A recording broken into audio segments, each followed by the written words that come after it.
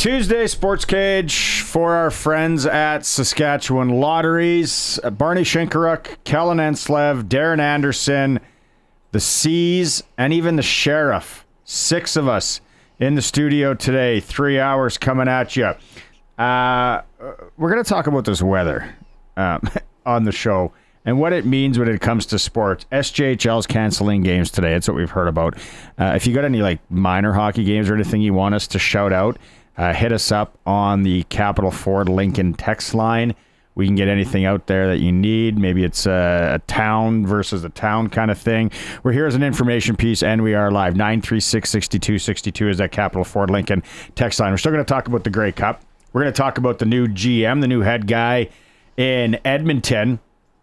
I know some people messaged us yesterday on the text line and wanted to know more about the Vaughn twins' departure from the Regina Pats. We're going to talk to the general manager of the Regina Pats, Alan Millar, later in hour 1. We are going to have Pats tickets to give away to tomorrow night's game against Tri-City. Hour 2, Arash Madani, SJHL report with Benny Walchuk.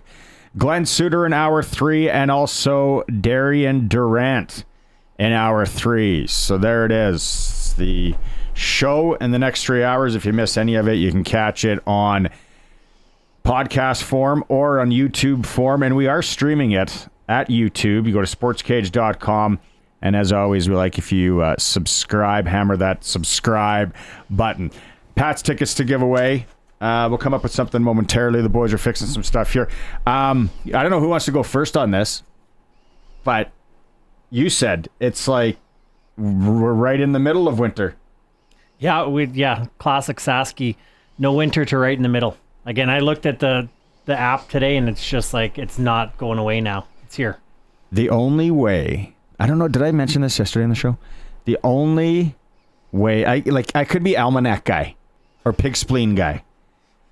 I knew there was a storm coming this week. I knew it. You know why I knew it? Your knees were hurting? Good. No, my goat. Your goat's tingling. back? Your goat's back? Because I have to go to Winnipeg for a hockey tournament. Ah, right. And every time I drive or have to go to Winnipeg for a hockey tournament, ice-covered roads, some sort of storm. Doesn't matter if it's in November. It doesn't matter if it's in March or even early April. Never fails. So I could have told you this months ago that we were going to get some sort of storm this week in Regina. But can we get into the discussion? Should winter tires be mandatory? I don't know, Barney. I'm an Easterner, as you know. Proud Toronto Argonaut fan. No, I'm just joking. Jumping on the bandwagon after last week. I said take them on the money line. Something told me. I said money line. You were playing the line, and I was like, you know what? Just go all the way. I said if I'm getting crazy, I'm getting crazy. Yeah, I was like, Argo's on the money line for sure. As a proud Rider fan, transport here in the last 10 years, you can't cheer for the Bombers, so therefore it has to be the double blue. But winter tires, I've never had them, so I've just made it through here in my 10 years in Saskatchewan. I've never had winter tires. I do have a new vehicle, so I'm trusting the process here. You can walk around behind us, Curtis. It's a live studio. It doesn't matter. Walk ahead. Go ahead. What? Yeah, so Quebec, it's the law, I believe. Yeah, we looked that up a couple weeks ago. So that can be the law. I don't know how you enforce it, I guess. If you get in an accident and didn't have winter tires on, you get an extra ding on your ticket or something. But to me, I've started going the all-weather. So new all-weathers, you don't have to switch them. I was doing this. It's a pain to do the switching. I switcheroo. No, I'm telling you, man, next time you got to go, you go new all-weather. They're good. And I've just put some new ones on my vehicle, and they're working great today. I was the first time in the snow because I put them on in the summer. So I went from the old school all seasons. Now they're called all weathers. That's my vote. It was, and funny today. There's tons of hockey parents out there that are going to get this. Early morning practices, don't have them. I don't put any of that breakfast club or that skating stuff. Maybe that's bad on me. I don't know. I'll let you know in 20 years. But today was the only day that they had a 7 a.m. practice. Luckily, I only had to do the driving the one way, but Like, was it a mess? And slipping and sliding. And that's where I'm like, hey, winter tire. Like, there's some people that are driving their souped up vehicle, probably loud muffler car, it looked like, and just spinning and going nowhere. It's like, that shouldn't be allowed to happen. No, like, I agree. And it gets dangerous. Like, I heard Saskatoon today, Circle Drive was like awful. Ring Road here was awful. And then the people that can't, we've all been guilty of it to an extent, but people that don't wipe snow off their vehicle at all. Like you know, just let the Driving windshield blind. wipers do their thing. They go to work and nothing else. Can't do that. Yeah, like you cannot do. I get that there's a lot of people that this is their first snowfall and they're driving, which is tough. But then that, I think there needs to be like a referendum or some sort of report on the driving instructors these days. I think they've gotten a lot more lax than when we were kids. Yeah, I don't remember. Like, that was a long time ago for me. But my kids just went through it, and I don't remember them coming home and telling me, yeah, we learned that we had to scrape our windows. Because they're doing it, like, both of them were doing it in summertime. So, well, like, but it's true. And even for me, like, I go to my clients today, you come back out, it's snow everywhere, I park in the garage overnight, so it's fine. Like, I don't know where my scraper is. Where, like, it's so funny. Like, did I think we were just living in Phoenix now? Like, but the greatest, if you don't have a scraper, any kind of card, right? Bank card, you know, get into work card, gift card. That works like a charm. I'm an outdoor parker, both overnight and throughout the day. And I did not do any brushing today, but I wasn't snow covered. But the problem for me is the way that the snow collects, getting to the front of the car, like I might as well put on my whole snowsuit to get there. So short of like backing up a little bit, like I can get to the door and then backing up and then getting out and scraping. But I preferred the 2-cycle remote start this morning. Get her good and warm, get it melted. But when I just left the Cooperator Center to come over here, she's hip high in the parking lot, and they've got the little bobcats out shoveling off the sidewalks before the evening traffic. But The real staff lot is high. So I had to step right into it to come over here. These are the things I do for supporting local radio. And streaming. The drifts. Yeah, those are going to be nasty. If you're long driveway girl or guy, you're in for it today. This is where you need a snowblower. And just happened, sponsor of the program, Prairie Land Rentals. They have a snowblower sale. Jeremy, we know Jeremy. yeah. Snowblower sale, Husqvarna, like a real good one that's going to last you. Like up to $400 off starting today. Or I think it's today or tomorrow. He said, just bring them in. We can set them up with, I'll honor the deal. Perfect time. And if you didn't get the winter tires, now there'll be a land rush. Like Quality Tire, sponsor of the program. Cooper Tire, sponsor of the program. You just make the investment. DA saying go all weather, all season. All weather. Or all weather. They're new in the last couple of years. Like all weather. I'm sure Cooper and Quality have all for weather. sure. They're mint, and then I don't need to take them off. I can drive on them all summer, and then they're just there when I wake up on this snow day, and I don't have the taking off game sucks. And then I always feel like if you're running them too long into the winter or into the summer, and then that's when the tread goes down and then misses us. It's like, hey, honey, come on, it's May. You got to get those. You got to get those off. It's 33 degrees tomorrow. My daughter didn't take them off. She's at U of S. She didn't take them off all summer. Had the the cheap rims. I'm like, well, you want to drive this thing around? Go for it. Just leaving the doors unlocked. No one's coming into this vehicle. I know in Quebec they have it. It was nasty. So on the weather front, let us know. I want to get into this, but see tonight. Yorkton hosting Melfort, SJHL, canceled. Weyburn, I said Melfort, right? Yeah, Weyburn hosting Melville, that is canceled. And Battleford's Nipawin is canceled. Kindersley making the trek to Notre Dame to play 2. That one is still a go in the SJHL. Western Hockey League games are still a go. Med Hat at Saskatoon. It's a good game. It's a good measuring. That might be one to watch tonight. Measuring stick there. Tri-Cities at Swift Current. also still a go. So everything looks good there. Roscoe sent in a picture. Capital Ford Lincoln text line. Where is Roscoe? Do you see this picture he sent in? It looks like it's September. That's definitely Saskatchewan. Looks Saskatchewan. Looks Western Canada anyway. No snow. Like nothing for snow. Roscoe, where are you again? Where are you at here? Somebody sent common sense and studded winter tires eliminates poor conditions. I've never done the studded thing. I just love the studded person that runs them all summer. I know. Well, it's funny. Our buddy Greg Hazel called me the other day. He's like getting them for his wife. He's like, do you go studded or not? So I'm like getting to the big, I did the all weather. Tire experts. But it's hard. Like we need someone to text in with the difference. Okay, so then if you're a parent out there and your kids played sports, you coach tons of kids. Is this a night that if you got to leave town anywhere, is this a night that you send a message to the team saying no need? For the most part, yeah. It was interesting you were just talking about Tri-City going to Swift. They were practicing this morning at the Cooperators. So they were making the trek today. They had practiced this morning, made the trip. Roscoe's in Kindersley.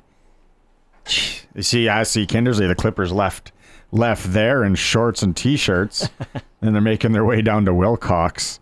A little bit different down here, Roscoe. Could send you a picture back.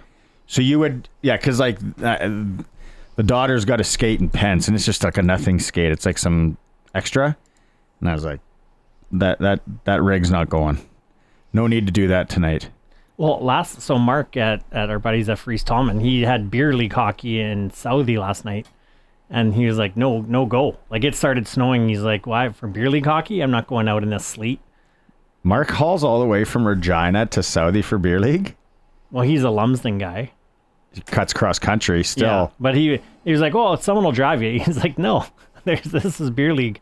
The roads are going to be absolute mush. Text. Changing tires is not difficult. It is if you don't know how to do it. I don't know how to do it. It's a pain. It's like changing oil. I've seen it done. I'm like, no, I'll get someone to do that. You need someone to stand up in front of people and read a speech or something? I'm your guy. Change tire thing? Nope. Host an event. Barney's in. He'll trade you for changing the tires on this car. Super comfortable. I'm like the guy underneath changing the... You want a host for your wedding? Barney will trade you. Just come put as many tires on. DJ it up. Heavy rock set, slow and fast songs. Edmonton Elks hire Ed Hervey as their general manager. What's that? Head scratcher. I thought for sure G-Roy was the front runner. Well, I get it. You got a new owner there. He wants to change things up. Like, I get that point. Okay. I thought, G-Roy and Jarius combined kind of turned the team around a little bit and got them some positive momentum. But I can see a new owner going, you know what? I want to make this my own.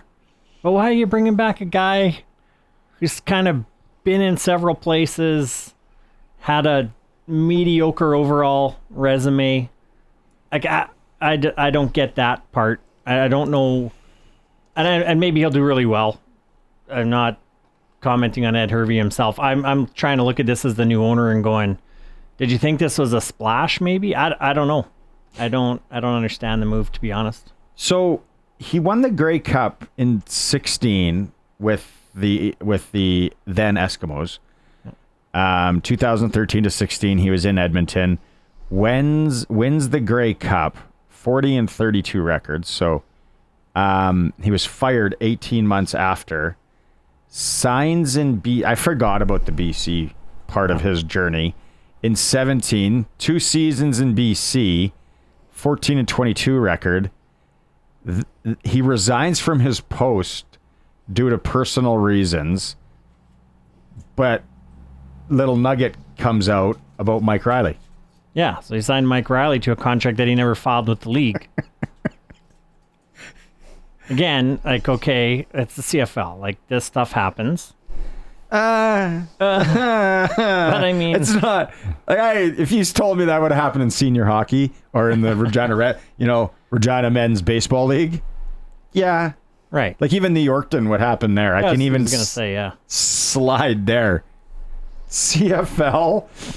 Let me tell you, we're gonna sign a contract with our starting quarterback. I'm not gonna tell anyone about it. Yeah. Especially the league. Gonna keep it in my drawer. Was there any marketing dollars in that deal? No, we talked about that last week. Yeah. There had to be some gray money in there. Well, if he's not filing the contract with the league. But this is the knows? previous owner. This is the owner in BC we're talking right now? Well, right. That happened while he was in BC. Yeah. And I don't remember who the owner was back then. When did Mardoman take over? 19? 18? I don't know. Was it post-COVID? I don't. Anyways, it's hey, as a Rider fan, did I get nervous when I heard the news? I don't know. Any of you guys feel like, oh no, Edmonton's bound to pass us here? Like, not a scary signing, I guess I'll say. I don't know who would have been, but I also think it's like a merry-go-round. These guys get opportunity after opportunity. There's got to be some young guys out there that are looking to make their mark. But Doman purchased the Lions in 2021. So just after COVID. Just after. It would be interesting if you could do like a deep dive, or if a guy had like a lot of time, or stat nerd guy or whatever, what kind of quarterback he liked as a player, you know? Yeah. And then would give maybe some early data to who he was, if you could show the early data, and then you could kind of get an inkling maybe of which way he would lean on that, especially the Trey Ford, which I don't know. I don't know if he is necessarily a starter yet. Well, he's not. I'm not, again, Rider hat on, not scared of Trey Ford yet. He's got some special skills, but he hasn't put it all together, we can say, with some honesty. But again, I assume that part of the interview was talking about that. He's got to go to the owner and say, this is who I have in my list for coaches. This is the type of quarterback. This is who I want to go after. This is how I want to build this franchise to become successful again. And obviously, a better plan. This guy thought it was a better plan than what G-Roy had. Interesting, though. And I wonder if Chris Morris, who they just hired out of the University of Alberta, if they had a relationship somewhere along the line. I'm like, I wouldn't know. Yeah, a little bit of a head scratcher. Like, I thought for sure it was G-Roy's job to lose. And then where does he go? Yeah, does he go heavy free agency? What does he do with the quarterback position? Yeah, I don't know. To be honest, quietly Toronto's been pretty dominant. I mean, Winnipeg and Toronto have been, in the last 5 years, quite dominant. And so you could see them trying to steal the next in line from there as a splash, right? Okay, Grey Cup's over. We went and got, Wade Millar's protege out of Winnipeg, or we went and stole someone from like MLA. we did. Well, right. On the coaching side, but on the GM side, again, bringing back Ed Hervey is a head scratcher to me. What was your take on the Grey Cup? The better team won. Yeah, I think the whole quarterback thing obviously threw everyone for a loop, but Toronto and Montreal are just much better than all the teams in the West this year, and they were all year. They're a better team. They're well coached, both teams, and Winnipeg. Winnipeg wasn't great this year. Like they've been dominant. Don't get me wrong, but they weren't great this year. And hey, Zach wasn't great this year either. We're on live radio. Why don't you come on? What did you think of the Grey Cup? Mark Johnson, everybody. He does. Come over here. What did you think of that Grey Cup? Did you get asked? Did you ever get asked to go in host the Grey Cup by chance? Yeah. If the Riders made it, I was going to be there. Sadly, they didn't. But the second best outcome of the CFL season happened. The Bombers lost. That's all that matters. Life is good for us Rider fans, right? Is that how you want it? Can I go home now? You do a great job, Thanks. by the way. It's nice in here, guys. Thanks for having me. Yeah, come back anytime, Mark. Open door policy, legit. It's open today. I was wondering though if he got asked to go and do the in studio at the Grey Cup, because when Boz, who comes on the program once in a while, Monday Nooner fame, always auction season, he got asked to do the Memorial Cup, but you were there. Would that have been just an easy thing? But the Memorial Cup people don't want any kind of schlub doing it. Yeah, it would have been interesting the year before we hosted if there was any level of, going to Windsor. Because obviously this is a bit of a different circumstance. Like Mark would be the obvious candidate for a Grey Cup in Saskatchewan and at Mosaic.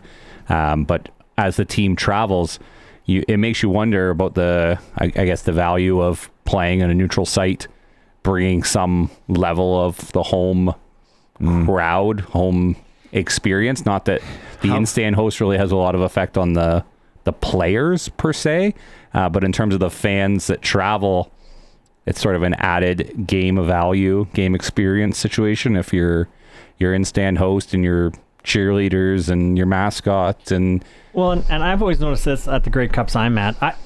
So the league does their intros, right? Like that's a big part of the game for me. You're getting play what the team does. Like I don't get it. Like if the riders are in it, bring them out, get the fans that are there. To your point, don't change the it up. Experience, and then let the other team do theirs too. So now you got both teams' entrances. This is how we come out at home. Get the fans riled up. Same with the in-stadium announcers. Same kind of idea, right? Is that you're bringing that familiarity to the fans who've traveled to watch that game. There's always going to be, right? Let's call it half the fans there. Not a fan of either team, a fan of someone else. But I don't know. I always thought that was a good idea to try and bring those traditions from the home stadiums to the Grey Cup. When we hosted the Memorial Cup, the teams, each of the 4 teams, Regina plus the other 3, provided their home goal song. So they got their goal song and they provided their intro video. The question becomes the next step, which is, I agree 100% with what you're saying, DA, is then you start to have the argument, well, we want to be the introduction that's the closest to the kickoff. We don't want to be first. We don't want our players to have to stand on the field while Bring 'Em Out plays, even though they do every time they go to Saskatchewan. So then it becomes a question of, well, who gets announced first? And are the New England Patriots being introduced as a team? But I think that's where it starts and ends. You're introduced as a team. Oh, right. I like that too. And the Riders in 13 did that. They got fined because the league said they wanted each individual player to come out. And Darian, we should ask him. Darian brought the whole team out at once, said, come on, we're all coming out here. I heard that the team really pushed to bring them out. And obviously when it's in your own barn, now you want to change it, probably not the year, but I think it would have added to the whole event. Did you hear Ryan Pollock when he was in here on Friday co-hosting? What he did, that because he was part of that 13, and they all came down the hallway there, and they were going to the other hall, whatever, at the old stadium, and there was these 3 guys standing in front, and he's like, "Hey, move it!" And he's got all the old linemen behind him, you got a semi-truck of bodies coming, and he's like, "Move it!" And they didn't move, and basically he just threw this one guy into the wall, get out of the way, and it was Jacob Hogard from Headley. That's funny. In jail now. Just got out of jail, I think. Yeah, so he probably remembers. Colson's trying to get him on the program. See if he remembers that. Let's take a quick break. This is the All-New SportsCage. Kellin, Daren, Barney, the C's and the Sheriff here today, streaming at sportscage.com. Man, I love the Leroy Lotto. That's where Cody's out right now, grinding in Leroy. I had a really good time. I went out there once when the lottery was on. Nice little tavern, what you would expect. New rink out there. So yeah, Cody's doing yeoman's work in Leroy. I'm not sure what the snow count is up there, but I think it was pretty widespread, except for Roscoe who texted in. Okay, text line says maybe Dion. Yeah, Dion, it's his name. That's what it says. A lifelong Eskimo fan here in Regina. The sad Hervey hitting, probably hiring, was expected and loved by Esk fans. Okay, all of them? The new owner, Larry Thompson, was going back to the Eskimo way. That's why they brought in Morris as president and Hervey as assistant VP and GM. Also look for Campbell to be the new head coach. And Warren Moon to be the quarterback. I was just going to say. Going back. Gizmo Williams. Gizmo Williams got some gas. No, but that's good. Thanks for that, Dion, to give us a little light into what an Eskimo fan, Elks fan is thinking in this day. That kind of makes sense. Hey, if I understand the premise, just going back and picking people who've done it before, like the league's changed. And I know we were going to talk NFL too, right? And it's just like, the game's changed, the players are changing. Oh, we'll see if it works. Again, wearing my Rider fan hat, big shrug for me. Not too worried about this move. And if Edmonton thinks they're going to go backwards to become better, go for it. Go for it. I don't, does Ed have a bunch of contacts down south right now? I don't know what he's been doing. Again, they need some talent. They need to find some talent, and it's not going to be Gizmo. What if Campbell is hired as head coach? Oh, that's a big if. You think he's going to get the boot in BC? I mean, I could see it. I'm just... Well, or can he maybe ask for... could be like a junior hockey player these days and ask to not come back? Well, right. Hey, big get if they get Campbell, big get. And then does that mean that they might get VA? Well, right. If that's what they're again, scrap the other two, wash your hands. Yeah, we're going to go get VA and bring in a running, thrilling, going to win you some games, lose you some games talent. I'm all for that. I'd get VA. Call it like here. You said. Again, VA, I've put in my Rider hat on. God, I'd take VA. You think that's in play? What percentage out there, and this could Rider fans chime in here, because I was thinking this, what percentage could that be in play that Vernon Adams Jr. is a Rider next year? It's for 100% as a percentage. It's probably, it all depends how aggressive 20? The team wants to be. Yeah, 20, 25. Here's the thing, BC doesn't want to trade him in the West if they don't have to. So if you've got someone in the East willing, aka Ottawa, right, wanting to make a strong pitch, they're gonna. The chances they send Campbell and VA to Edmonton, 5% chance of that happening? The Riders have a better chance, but they'd have to go big. I just don't know enough on the inner workings of the league with the limited amount of teams. At what point do you not have a lot of bargaining power that you just say, we gotta send them there? Oh, I agreed. I think what you do as a GM is you try and get the biggest deal you can. Say it's for picks. Let's just make it easy. You get as much picks as you can, and then you phone Ottawa and say, will you give me these ones because I got that offer from the Riders? Oh, absolutely. Lie. I won't. Well, right. You inflate it by 2. Because that's how you make your owner happy, is you go, I got the best deal and I got to send him to Ottawa, so we're only going to see him. We're probably only going to see him once, twice a year, and then maybe in the Grey Cup. And if you're in the Grey Cup, you're in the Grey Cup. We're going to call Alan Millar here in a bit from the Regina Pats. We're going to get into some talk on trading in the Western Hockey League, because it's starting to amp up the discussion on what players are going where. Blades have a couple. Moose Jaw is definitely going to be selling, and then they are going to restock the cupboards, as the kids say. It's really not the kids, but everybody says nowadays, with a bunch of picks.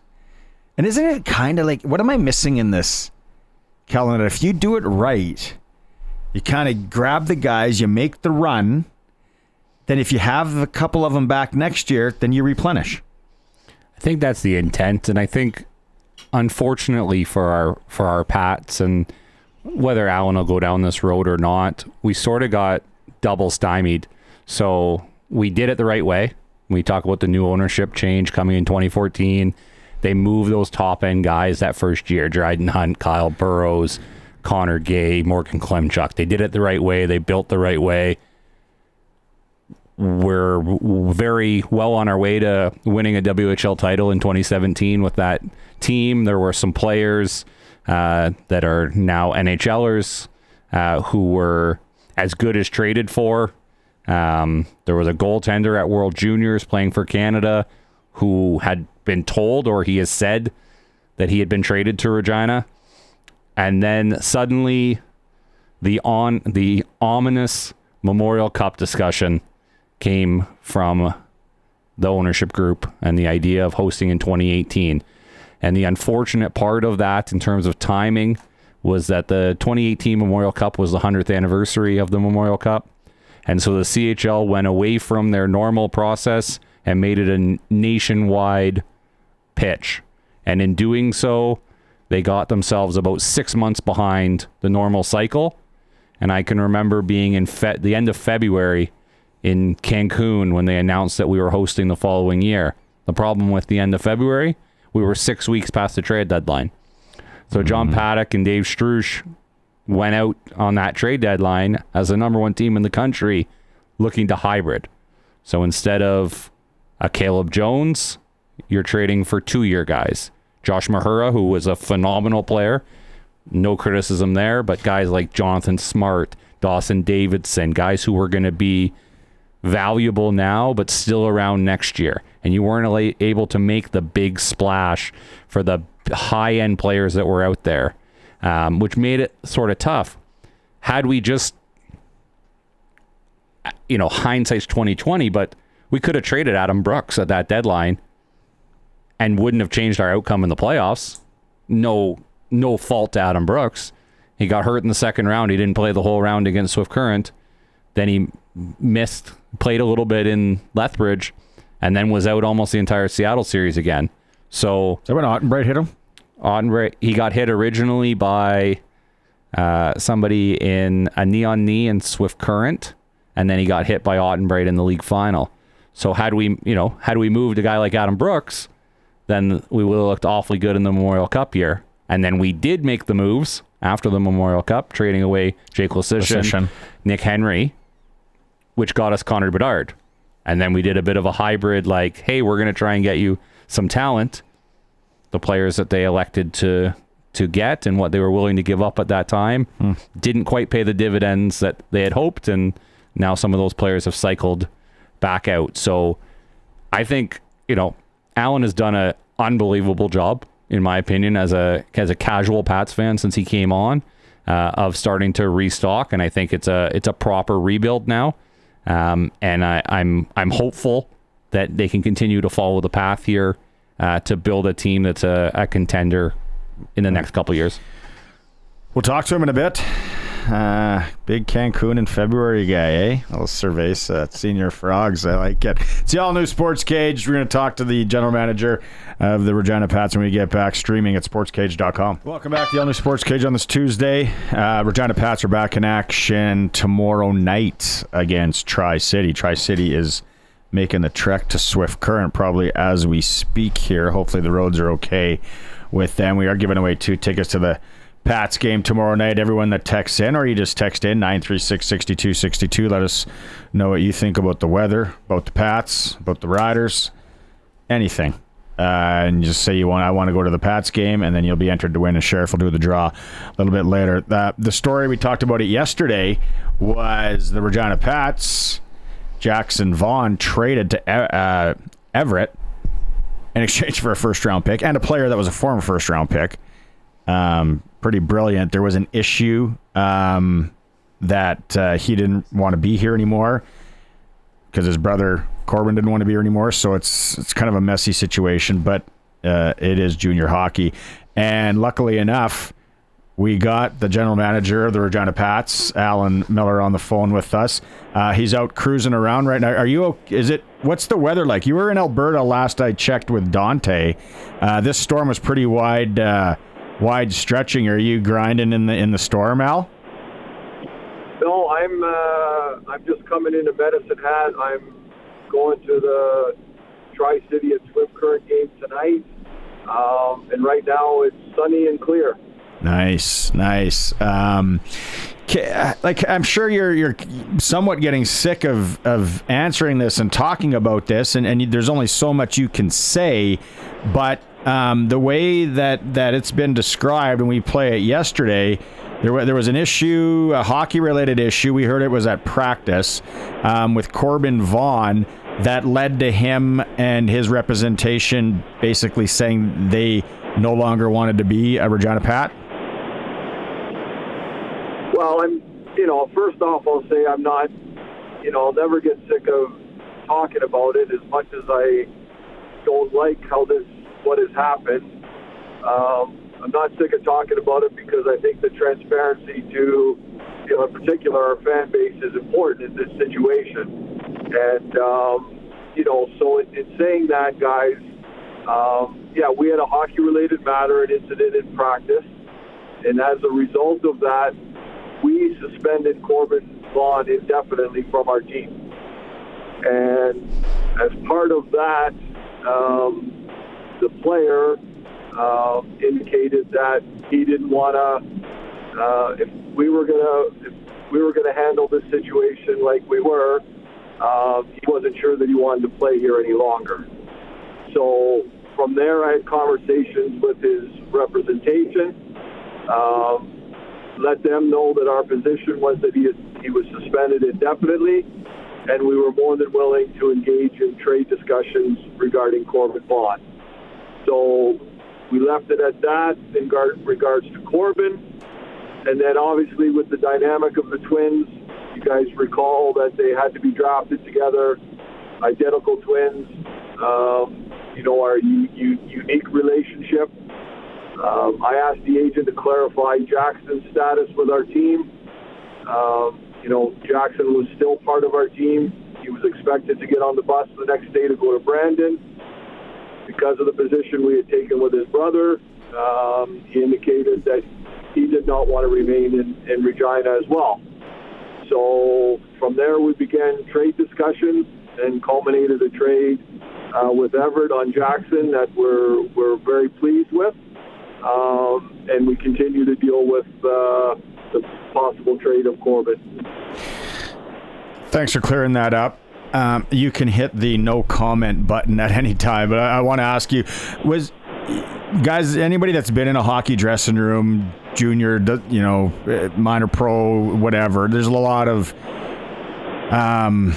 personalities, characters a lot of times. And then sometimes you can kind of see this stuff coming from a ways out. Maybe a guy doesn't want to be here, or he's just not, jiving with guys. Can you answer that, Al? Did you get any inkling that this was kind of we were going to come to a boiling point here? No, we didn't. I think, I look at the week before this happened.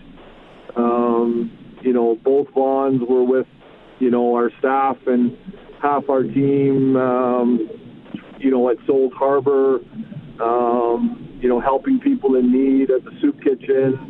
I think both young guys, they've got some character to them in a good way. They obviously play the game hard. They've got some old school mentality in the way they play.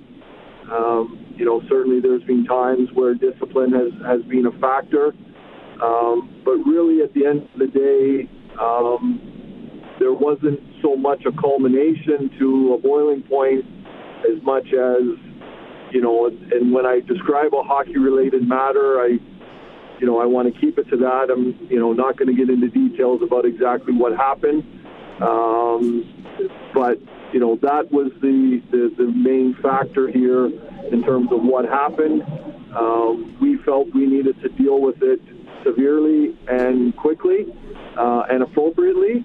And a player from being suspended from our team doesn't necessarily mean they're not going to play for us again. It certainly could lead to that based on our decision, not the players.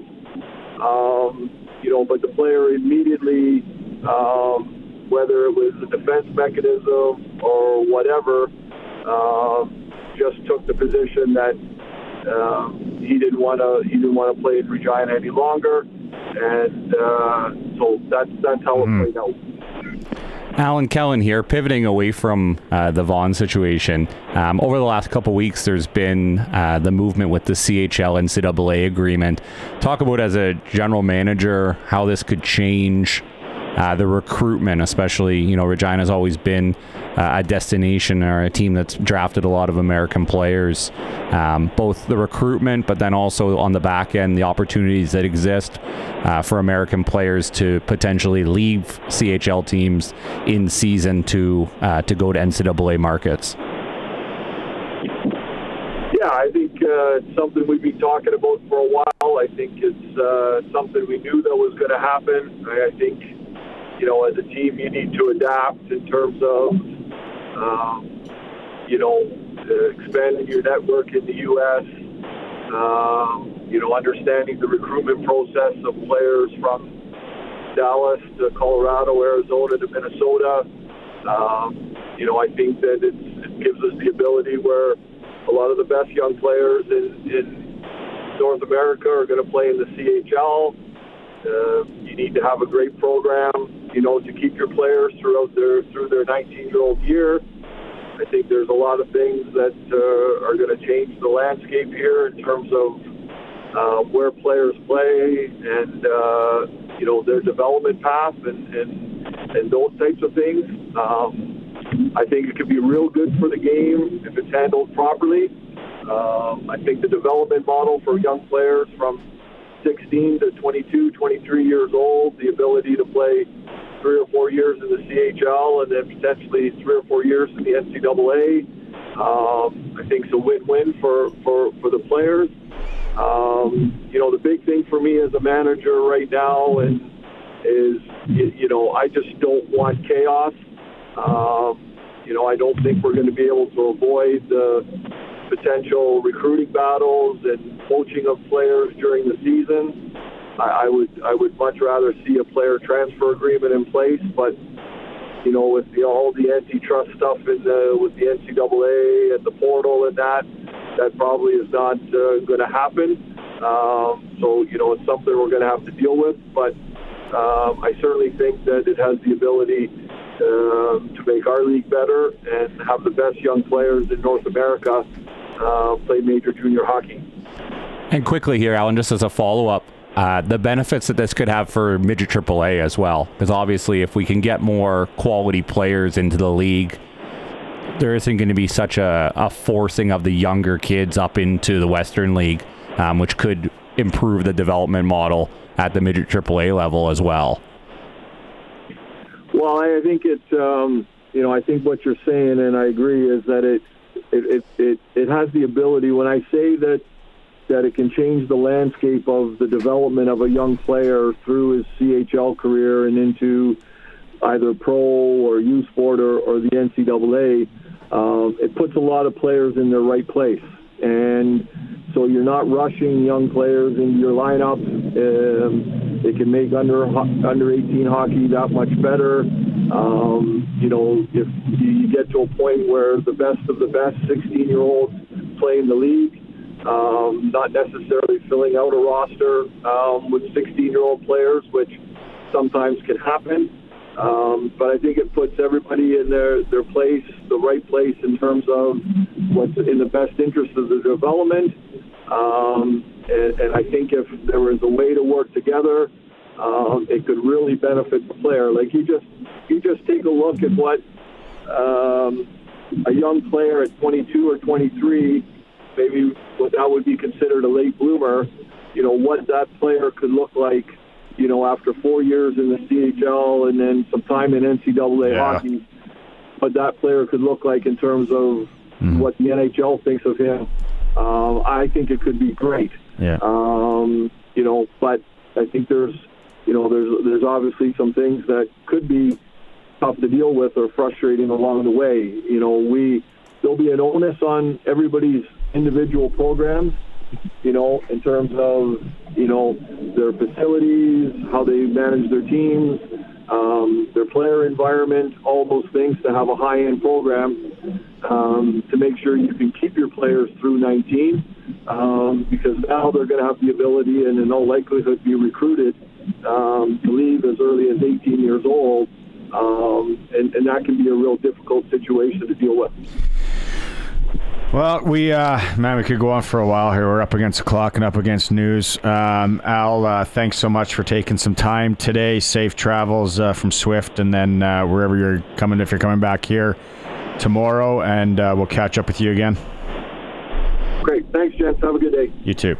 Regina Pat's General Manager Alan Millar joining us on the All-New SportsCage, streaming at SportsCage.com. Welcome back. All-New SportsCage. Barney Shinkaruk, Daren Anderson, Kellin and Daren, CNC Production family / company, and the Sheriff Alan. 6 of us here today. Luckily, this is a big studio. Don't forget, SJHL tonight. If you're going out to the Melville game, Weyburn in town, been postponed due to the weather.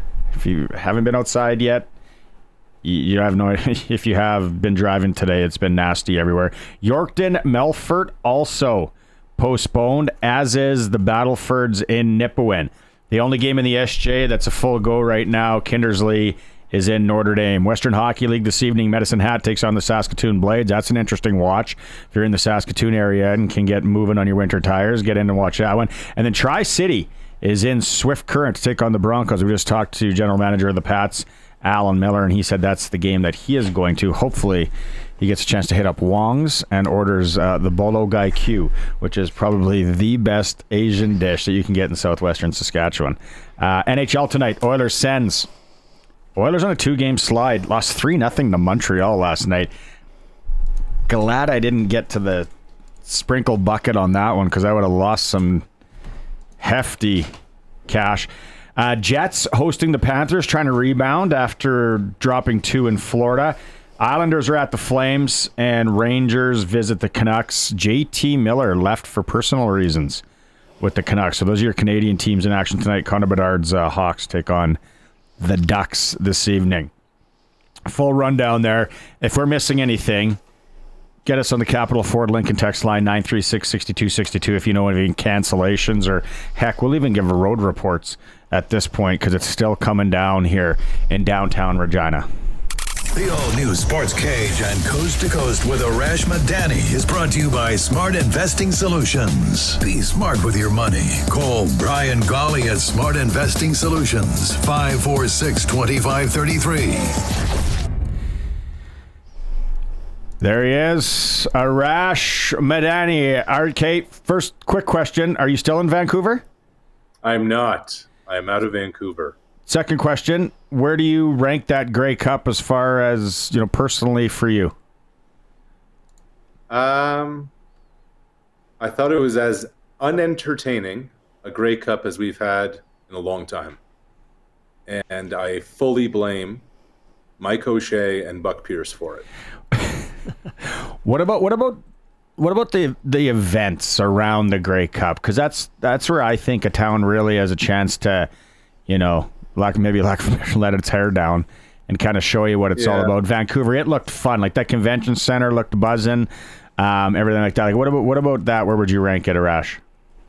Yeah, honestly, standard, Barney. They know what they're doing. It's almost like they're a combo platter. It's copying and pasting kind of what works and what matters. It's the same standard parties. They have some, they had a zip line. They had a few other things kind of going on there, but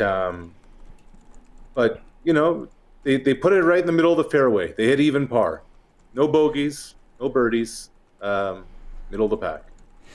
Okay, so for the game, and I think DA, you and I talked about this in hour one.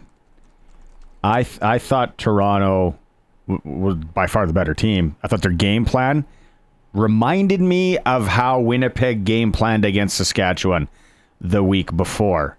And they weren't able to do the things that we expected.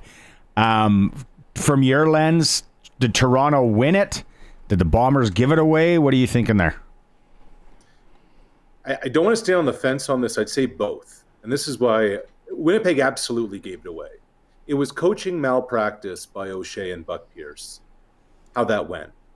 Barney, the most outstanding player in the Canadian Football League had 9 carries until garbage time. From like 3 minutes left in the third quarter until the last minute of the game, Brady Oliveira had one carry. And doing so with your quarterback having his finger gushing blood and all messed up and needed a glove and couldn't grip the football and couldn't throw. Like, look at this for those on the stream. Look at this. Oliveira was running aggressive. He was running violent. He was running through the A-gap. He was gaining yards. I think for his first 9 carries, he was gaining like 8 or 9 yards a touch. What are you doing? The plot was lost. Zach couldn't throw. Here it is. The first throw. Oh, no, that wasn't it. But the first throw was Zach wearing a glove. The ball just hovered in the air forever, and it got picked off. Just horrible coaching by Winnipeg in large part. That's why they did not win this championship. And Ryan Dinwiddie coached a masterpiece, Barney. He just kept Nick Arbuckle within himself, let him do his thing. I thought that Caleros, the ball was totally underthrown, fingers swollen, frozen, stitches, and then a glove on. But then he also kind of threw the same pass earlier in the game that was picked off as well. He was just off. I know his speech in the locker room, and it was the rah-rah, but he didn't have any mojo from what I saw. This is the first throw, for those on the stream, first throw that he made come out the glove. That ball looked like something you'd expect, a double-A baseball player on a shallow fly ball to center. That's how long that thing lingered in the air for. Look at the chase down. It's a hell of a play by Amos. But it's a chase down play from like 15 yards behind the target. Well, and that's how long that ball, hung in the air.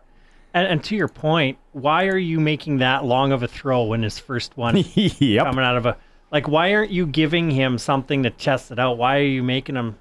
And maybe it was Caleros' call. I mean, he's open in the moment. But why are you putting that type of throw as your first one with a glove on? Like, why not not an 8-yard curl? See how it feels. I don't know. Or hand the ball off. Or hand the ball off. Here's the other one, guys. Like, and this is where I'm like, oh my God, the Bombers have lost the plot. So Caleros leaves the game and goes into the locker room, and for an entire series off a turnover after an amazing Willie Jefferson interception. Yeah. They bring in Terry Wilson, the backup quarterback, and they have Terry Wilson throw the ball. What are you doing? The first one nearly gets picked off in the end zone. It's like, wait a minute here. What? Like, this was a game where points were hard to come by. You have the best player in the league right beside the quarterback, and you abandon him. You know what? When I saw that, the first thing that comes to my mind was, did Terry call it off and call it audible? Because that's a ballsy play to go with the throw there. Maybe element of surprise, I guess. Okay, the three straight losses, and I know there was a lot of dynasty about the Bombers. I think we should be talking dynasty for the Argos. We're close to. Yeah, I'd say it's doomsday for Winnipeg. I mean, without hyperbole. Like, Barney, when we talked on Tuesday, 1 week ago, the Bombers were 10.5-point favorites. They got run out of the gym, losing by 17. The score was nowhere near indicative of what a runaway this thing was. Like, I thought I was psychotic. Radio butchering Winnipeg, but like, it's true. I thought I was psychotic taking the money line. Like, I've never had that rush feeling like a cowboy, sitting sucking on a gin on my couch at home, and I'm like, I'm taking him on the money line. Imagine if you would have had the stones to take an alt line on the other side of minus 10.5 for the Argos. Imagine what that would have paid. Probably in the plus 800 range. More. man. Yeah. More. Like to swing that 21 points. Yeah. But didn't we talked about it last week? Like this, I find like this is what happens in the CFL championship game. Like when you see a 10.5 point line in a CFL championship game, in a Grey Cup game, you got to hit it because crazy things happen in this game. Yeah, you know what else this little dynasty has done in the CFL the last 3 CFL championship games? They've had a halftime lead that they've blown. Like, Yeah. if you continue to fail in this second, that makes you a poorly coached team. Full stop. What did you think of the halftime show? Well, I saw a sneak peek of what was going on and at Shea Barney, and I wasn't dancing the way you were, just beebing and bopping the Jones. I did find it was interesting though. Like I'm one of those nerds who studies ratings and viewership and what people are watching. The game peaked at halftime from a rating standpoint. More people watch the Grey Cup telecast at halftime than the rest of the football game. But then again, usually those things peak in the fourth quarter, and there was nothing to watch in the fourth quarter. That you know what? Kudos to whoever organized it. It looked pro. It looked good. Who are we talking with the other day? Eric Francis said usually they roll out a milk carton and an amplifier. Yeah. For the CFL. Like this looked actually pretty good. They played a long set, I thought. But anyway, back to the game. Okay, so Arbuckle, I think it was second quarter-ish. No, late first quarter, where I was like, nah, this guy's gonna be okay. Like this guy's gonna be okay. What for you? Was there one throw that stood out for you? Maybe it was early, maybe it was late. So we're at practice on Friday, and they're working on red zone stuff. And I'm like, I was really interested kind of inside the 10, what they were going to do. Like, were they going to work Kadeem Carey or were they going to throw the football? And they're working on red zone stuff. And you see Dejon Brissett kind of run an option route, and the play didn't work. He and Arbuckle weren't on the same page. One guy zigged, one guy zagged, ball hits the turf.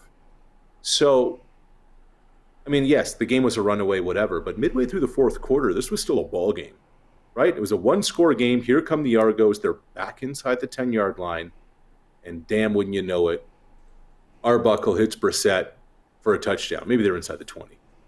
There it is right there. That route did not work in practice. You know what happened on Friday? These two guys went into the meeting room, sat together for about 15, 20 minutes and talked it through exactly what they wanted to do. Knowing Nick Taylor, number 12, was going to come across the play. And they said, look, if you see Taylor here, this is how we want to work it. If you're going to be in the slot in this spot, this is what we want to do.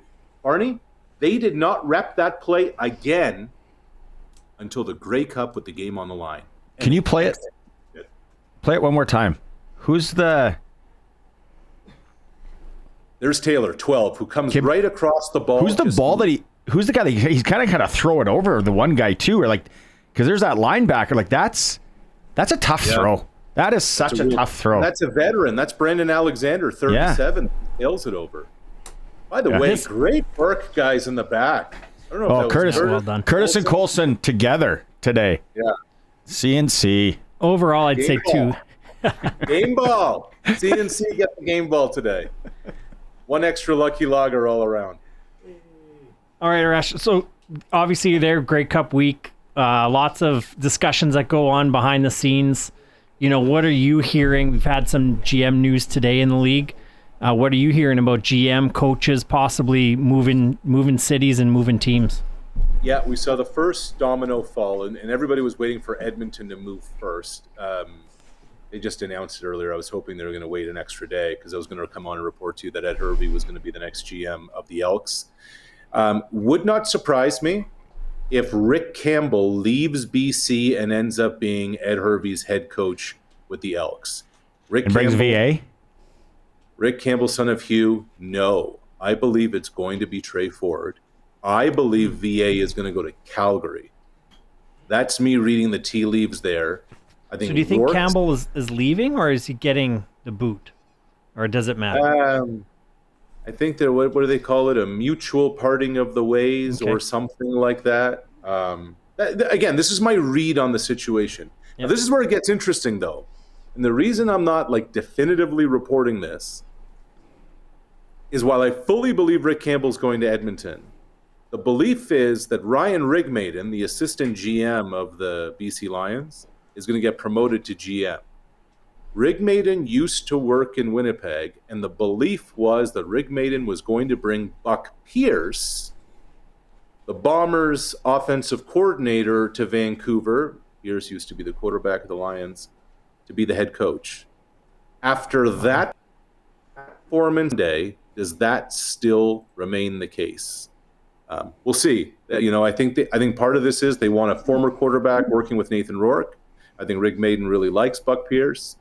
But I've just watched 3 straight Grey Cups where play calling was a real issue. Obviously, there's more to it than just Grey Cup play calling, becoming a head coach, but that's kind of the latest on that front.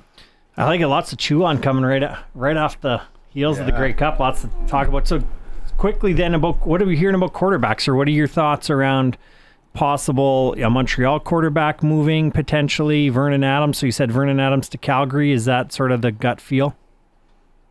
I would say it's more kind of a little more than gut feel. I think it's more kind of conversations that have been going on. I can all but definitively report this, though, fellas. Cody Fajardo is done with the Alouettes. Whoa! They're going to move forward with Davis Alexander as their quarterback. Now, unless Cody's willing to stay behind for a significant pay cut and be the backup, what's significant? Yeah, that's a good question. That's a very good question. Because anytime I've been posed that question, my next was like, what's significant? Right. Wow. Right. And my other read on that was that Jason Moss really wanted to keep Cody, but Danny Machocha liked Davis Alexander, and I think that the GM almost always wins that battle. So, yeah. Arash, Kellin here. We've talked to a lot of quarterbacks here, and early we talked about Collaros, but how much longer do you think Zach Collaros puts on the blue and gold? So Zach's now a father of 3. Zach's been hit a lot in his career. Zach's body is pretty beat up. Zach's put in a lot of years in pro football. Like, I was just watching that game on Sunday thinking to myself, man, Zach in 2014 started in this game for Hamilton. And he already had a Grey Cup on his resume at that point as a backup in Toronto. I wouldn't be surprised if after next season, Zach thinks about hanging him up. Like that body's been through so much. He's got a young family.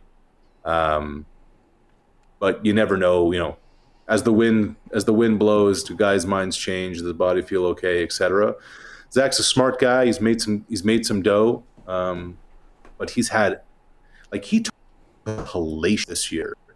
Remember one in the throat earlier in the year. There's stuff that happened that nobody really knew about either. So I just have to think that it's sooner rather than later, and it could even be a scenario where 2025 is nearing the end. Jets. So we're going to NFL here now. Jets fire their GM. Yes. Yes. Like that. Yes. Robert Saleh's got to be laughing somewhere at this point. Oh. I mean, what do you and what can you even say about how toxic Aaron Rodgers is and must be? That's going to be his legacy. So here you have a guy who's been to 1 Super Bowl in his career. One. Since going to the Jets, their record is 10-28. They fired the head coach. They fired the GM.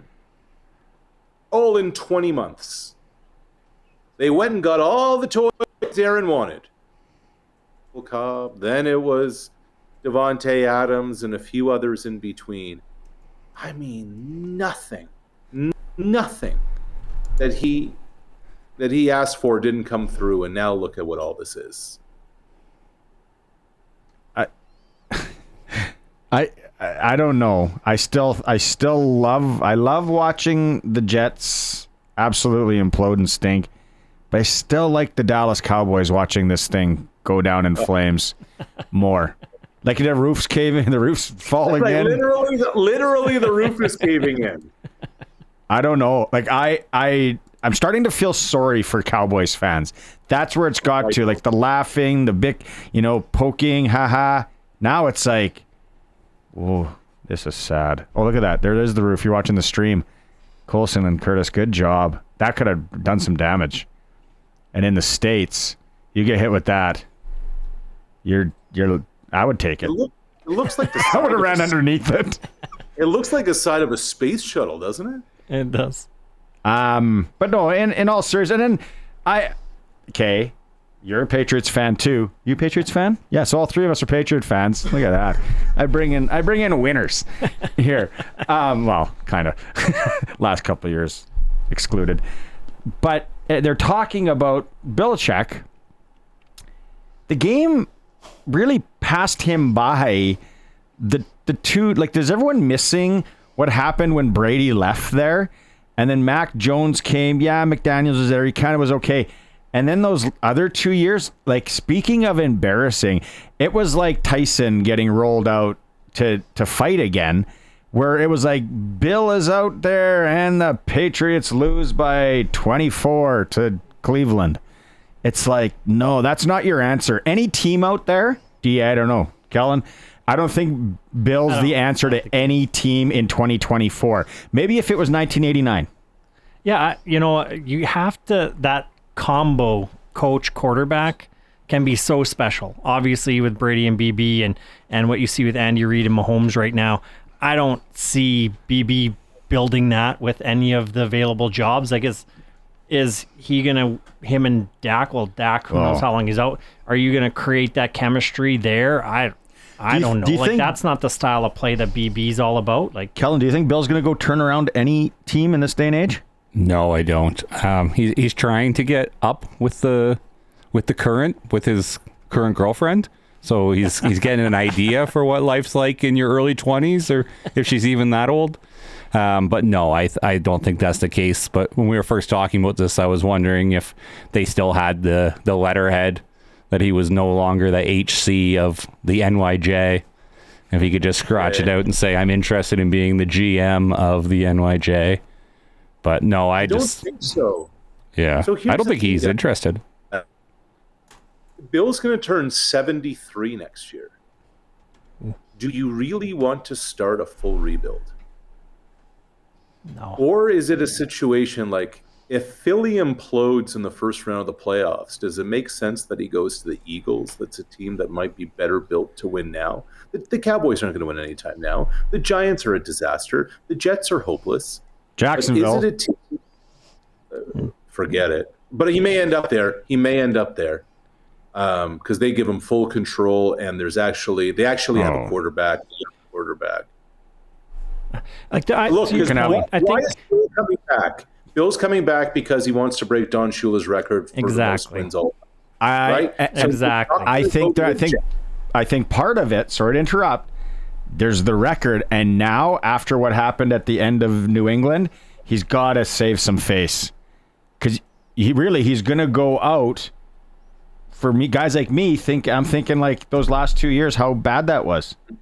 I don't know, man. Come on. Know. Got 7 rings on the resume. Does anyone remember Bill Walsh ended as a college coach, where they talk about him as the most innovative offensive mind of all time? Good point.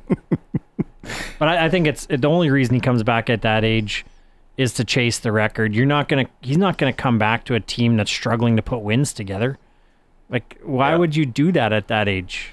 Like, it seems like he's really enjoying the media side too. Yeah, kind of.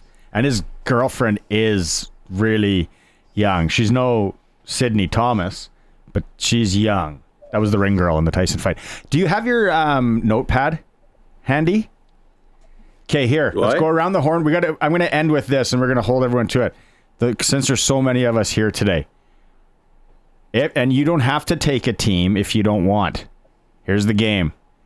What team eliminates Kansas City in the playoffs? Oof. First to you. I'll take the Steelers. Pains me to say this. We saw it this weekend. I think the Bills are finally going to get back to the Super Bowl this year. Curtis, Colson, you guys can play along. Curtis, do you even know who's in the league? I'm a big Chiefs fan, baby. Okay, you you take the Chiefs. Hey, ride or die, right? Sheriff? I'm going to go with the Bills because of Josh Allen. Okay. I just like Curtis throwing the Chiefs on their bus. They're going to eliminate themselves. That's what I took that as. I don't know. Let's go the Eagles. In the Super Bowl. Super Bowl. Arash? I'm going to go off the board here, guys. I'm going with the once San Diego, now Los Angeles Superchargers. Wow, good call. With what Harbaugh and Herbert are doing there, I like that call because I was thinking, a sneaky pick. Pittsburgh is looking good. Chargers are looking good. Then you got Baltimore and the Bills, who are kind of the incumbents to knock them off. And then I got a sneaky. Even you can throw Houston in there at some point. Oh, maybe. Okay, so Arash is going Chargers. So I want to take something totally different. I'll go Baltimore. So we all got something different, and then a round of Lucky Loggers. And what is it? Lucky Loggers and Western Pizza. Come on now. Okay, here we go. We'll go. You and I are going double or nothing because you already owe me. So yeah, there you go. All right. Okay. Thanks, buddy. See you, boys. Have a good one. See you later. Thank you. Coast to Coast with Arash Madani. Went long today. Benny Walchuk's probably waiting some hockey rink in Melville, Saskatchewan. We'll get to the SJHL report coming up. If you're watching the stream, we are streaming at sportscage.com. And as always, we are on 620 CKRM. Tech, look at all these people with inside info on things on the Capital Ford Lincoln text line. Shout out. Georgie Porgy, where is he here? If you want to go to the Pats game, right? We're giving away 2 tickets to the Pats game tomorrow night, 936-6262. Georgie Porgy headed home. Pilot Butte Balgoni on 46. At 46, sneaky. Take Ross to Fleet. B-Train semi-blocking McDonald off ramps from Ring Road. Perfect. People trying to get home. People trying to get home to watch this stream on YouTube. You're stuck. If you got a good data plan, you're still in luck. She's a skating rink, he says, 20 to 30 kilometers per hour. That's the 46. I'm sure a lot of the roads are like that in the area. We'll do the cheesy common sense. Slow down. Take your time. Don't be an idiot. And then go buy all seasons or winter tires tomorrow. Yeah. Go to Quality Tire. Oh, ask about the all-weathers. Ask about Cooper. Great brand. It's all I run is Coopers. Big Technoflex guy back in the day, so I'm staying with my tires. But yeah, you gotta get winters. What do you got on? What are you running? We never asked you. You're just sitting over there doing work. I'm always working. It's always hockey season. Winters? I got the whatever stock came on my Volkswagen Tiguan from the dealership last January. I'm just running it fast and loose. Before that, I was always one set of tires behind Dave Kahonik's dad at Bennett. He would always get elite tires. Jeez. And I would get whatever he had before that as a hand-me-down, part of my Pats agreement. Don't be like Kellin. You got to run something winter all season. Oh, Dion chimed back in here. He allegedly, preface it with that, Hervey still owns a house in Edmonton. When did he leave? 16? 17? No, 17? Yeah. Market was 17. Market was decent in 17. Why wouldn't you sell it? He probably had that thing pre-COVID and he'd been like, oh, why did I hang on to All this? depends who is living in that house, Barney. Yeah, true. And if they had winter tires. Kurt chimed in. Grey Cup, a bit of a snooze fest. Super happy the Bombers lost. Would love to take my boy to the Pats game tomorrow night. Oh, thanks, Kurt. Good text. Somebody from Manitoba messaged yesterday on the YouTube channel and called us juvenile. I haven't been called juvenile in so long. It felt good. Immature I get all the time. Yeah. Pigeon, son calls me that every day. Juvenile. That's Thanks. awesome. Whoever sent that, thank you very much. Made my morning. I have a crappy day today. That made my morning. Time now for the Saskatchewan Junior Hockey League report on the all-new SportsCage. The SJHL report is brought to you by Southie Mainline, the Mainline Automotive Group's newest king of trucks. Southie Mainline, just 30 minutes north of Regina. Worth the drive, every time, guaranteed. Benny, I know we usually start this segment off with some classic country music reference. I'm just going to go to you. I was sitting in the hot tub the other night and I was letting it play. Favorite Keith Whitley song? Oh boy, who's Keith Whitley? Oh my! I thought you liked your classic country. Miami would have been good. Oh, so many classics from Keith Whitley. Passed on way too soon. Where are you? Melville? No, the game's canceled. Game's canceled, so just at home. Actually, just one game's going to be played today. Kindersley's in Wilcox against Notre Dame Hounds. So they're going to play back-to-back games tomorrow. So Kindersley's going to make their way to Regina, then play tonight, hopefully in Wilcox, and then play tomorrow at 5, I think, at the Duncan McNeil Arena. So back-to-back games. I'm noticing a lot of back-to-back games in the SJ. Is that something new they're trying this year? They done it the last few years? Yeah, a little bit about scheduling now. I know 8 games against your divisional rivals. So Kindersley and Notre Dame are actually divisional rivals with Humboldt and Battleford too. So a little bit of a stretch between those teams. So you can play a lot of back-to-backs to get those 4 games at home and 4 games on the road. So that's probably what we're seeing back-to-back, and just traveling, save some money on expenses and the busing and the hotels and everything like that too. That's what I totally would have thought. It's Benny Walchuk joining us for the SJHL report, brought to you by Southie Mainline Chrysler. The new king of trucks and worth the drive every time. Oh, what are we thinking for SJHL Player of the Week this week, Benny?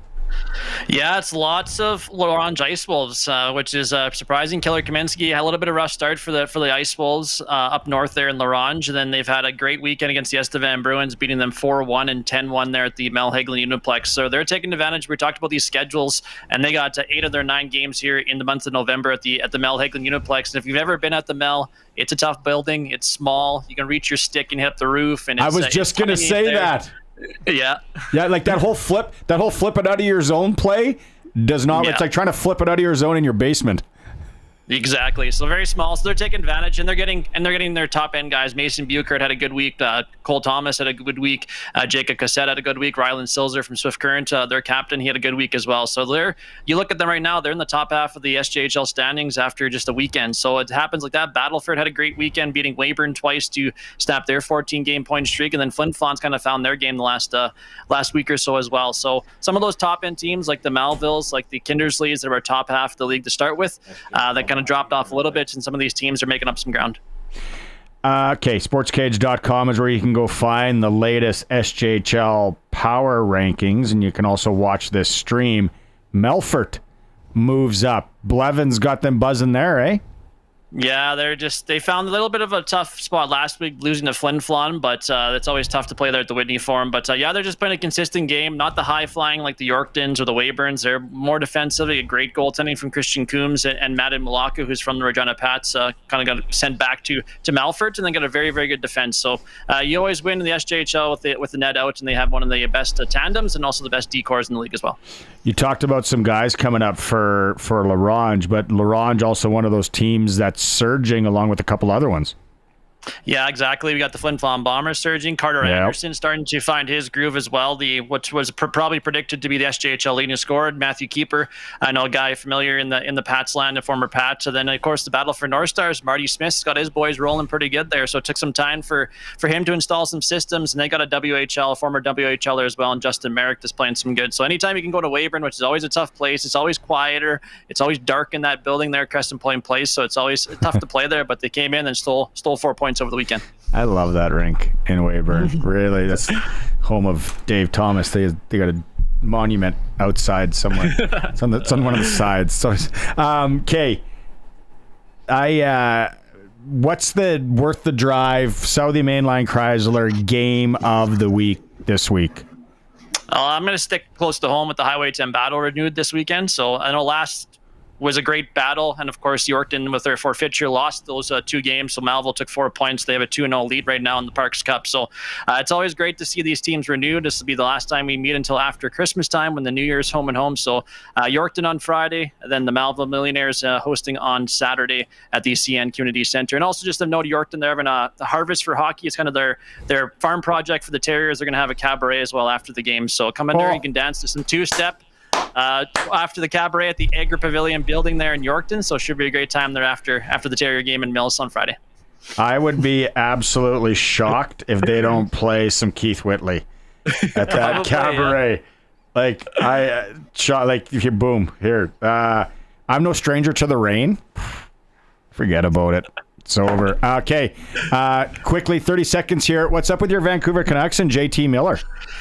Yeah, it's tough news to hear, but I think he just needs to step aside. That sounds like it's not with alcohol related or drugs related. It's kind of just a step back and needs some time away, which you got to respect that. So it's a tough loss for the Canucks, but I think we need that JT Millar to be at his top end here down the stretch here and after Christmas time or before Christmas time. Yeah, just can't win at home right now. So they got to play all their road games on the road right now because they can't seem to play at home, and it's a big test here tonight with Rangers. All right, as the late, great Keith Whitley said, don't close your eyes when you're driving home tonight, Benny. Always a pleasure. Thanks, man. Thanks, guys. Appreciate it. That is the SJHL report for Southie Mainline Chrysler. Worth the drive every time up in Southie, Saskatchewan. New king of trucks, 2024 Grand Caravan Pacifica, Wrangler, Wagoneers, and Hornets. $1,000 bonus cash. And don't forget, $20,000 off MSRP on the Ram 1500, Dodge Durango, Jeep Grand Cherokee.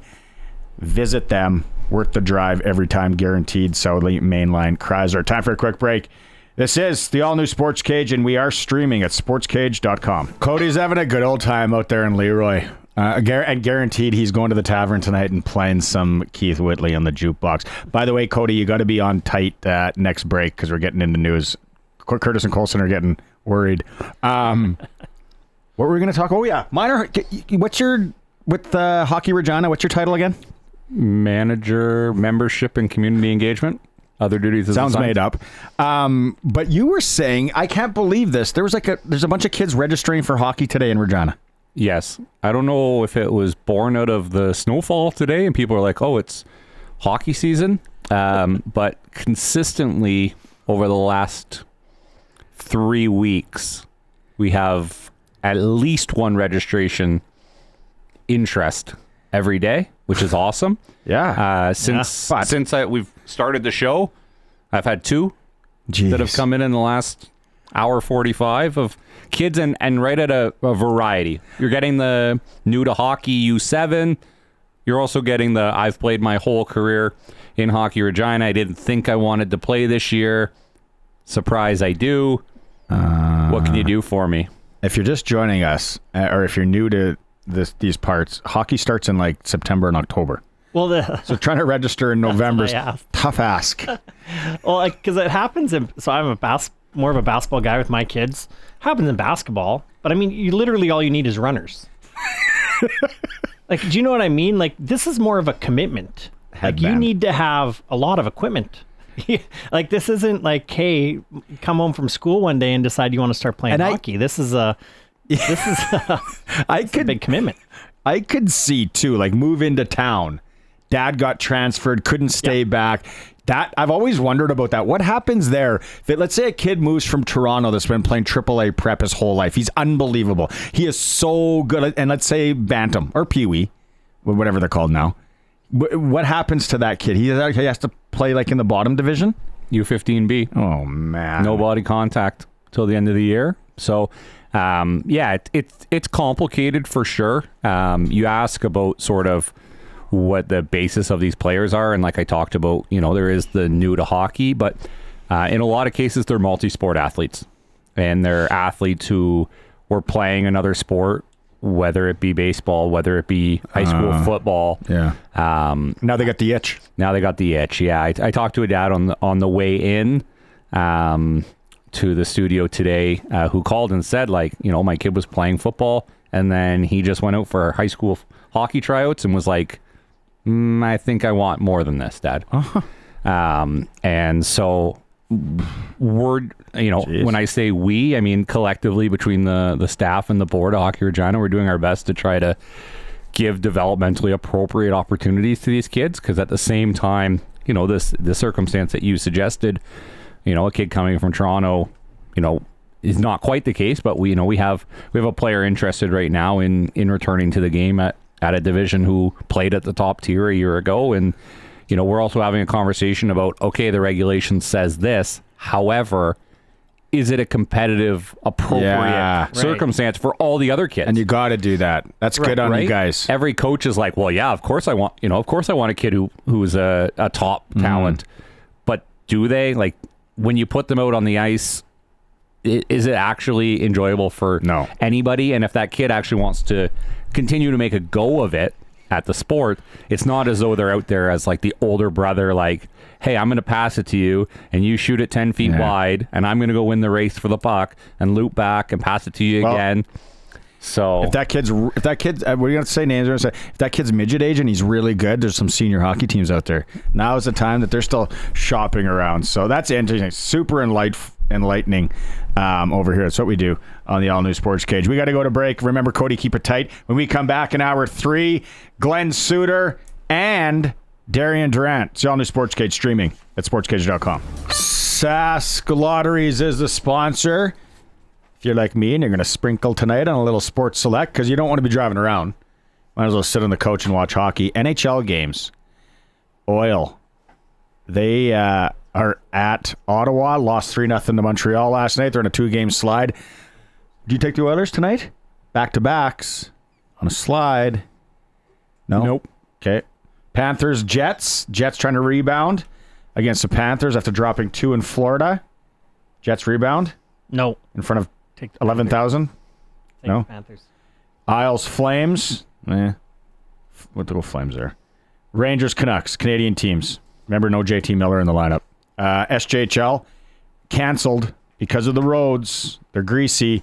Yorkton, Melfort, Weyburn, Melville, Battleford's Nipawin, no go. They are going to Wilcox tonight. Kindersley's in town. 2 games in the dub. Medicine Hats in Saskatoon to take on the Blades. Actually, that is a game I'm going to watch tonight. I'm curious on that one. And then Tri-Cities in Swift to take on the hot Brady Barney and the Swift Current Broncos.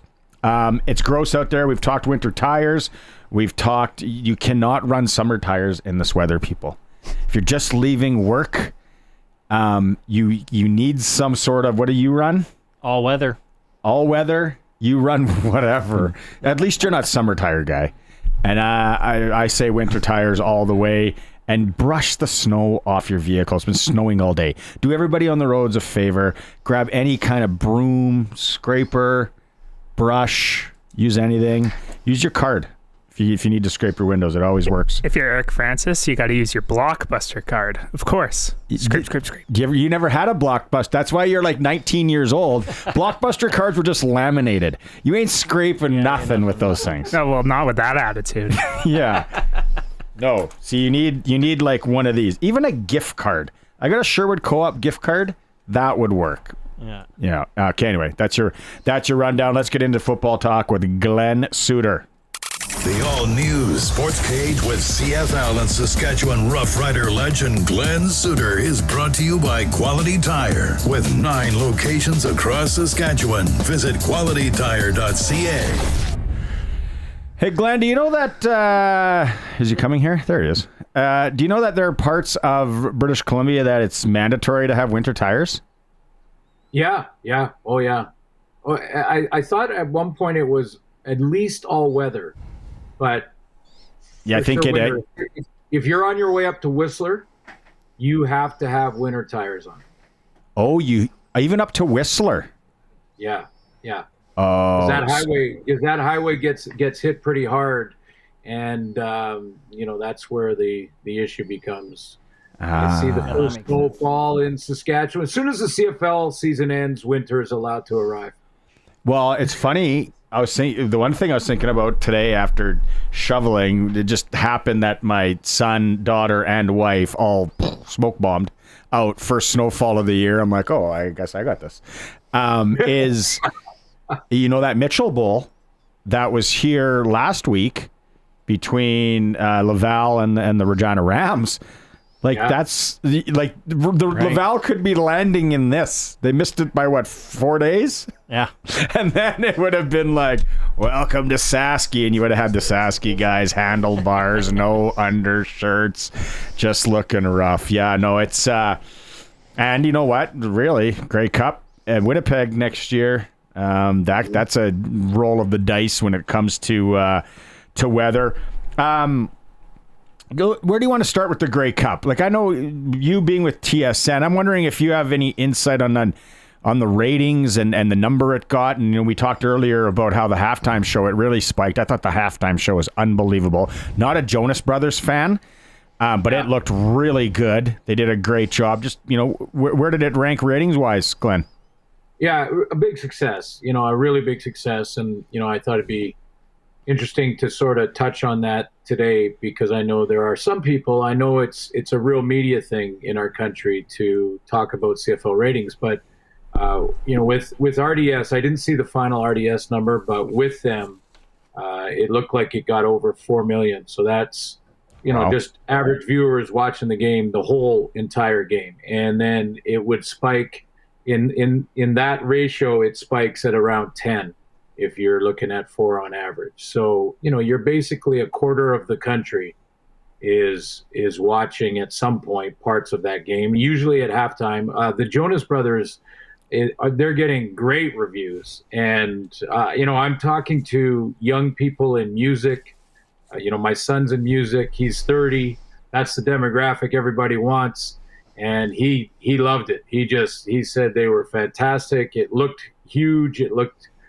their staging was excellent. So, yeah, that's all positive. And, I thought the crowd was great. The festivities through the week, they estimate that around 500,000 people enjoyed some or part of the festivities. And maybe the most important part, and I hope that all the owners and general managers and presidents were watching how Amar Doman put this on in Vancouver and his team, because there were day after day on the weekend, 4,000 to 5,000 kids in this huge sort of football exhibit where there was monster slides and you could run a 40 with your buddy, or you could throw the ball through the hoops and the tires. And they had all these different things. And those kids, each one of them getting an orange T-shirt that had a BC Lions logo on it for branding.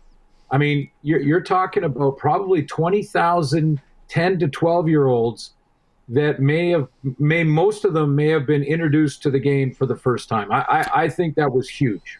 That's the one thing I saw on Twitter was all these kids. Someone had a video and it was like, look, and they all got BC Lions T-shirts, and I'm like, boom. Then I started cringing thinking about when the CFL backed out of the Regina Youth Flag Football League. The fall, the CFL had it. It was all CFL teams, and then they said, "No, we don't really want to go after the youth, the young kids."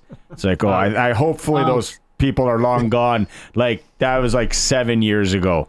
Yeah, I don't know where their marketing degree was from, but wow. So let's get into the game. Yeah. And going in, right, like there was 10.5. I think the first time we talked last week, 10.5, and went down to 9 for a spread.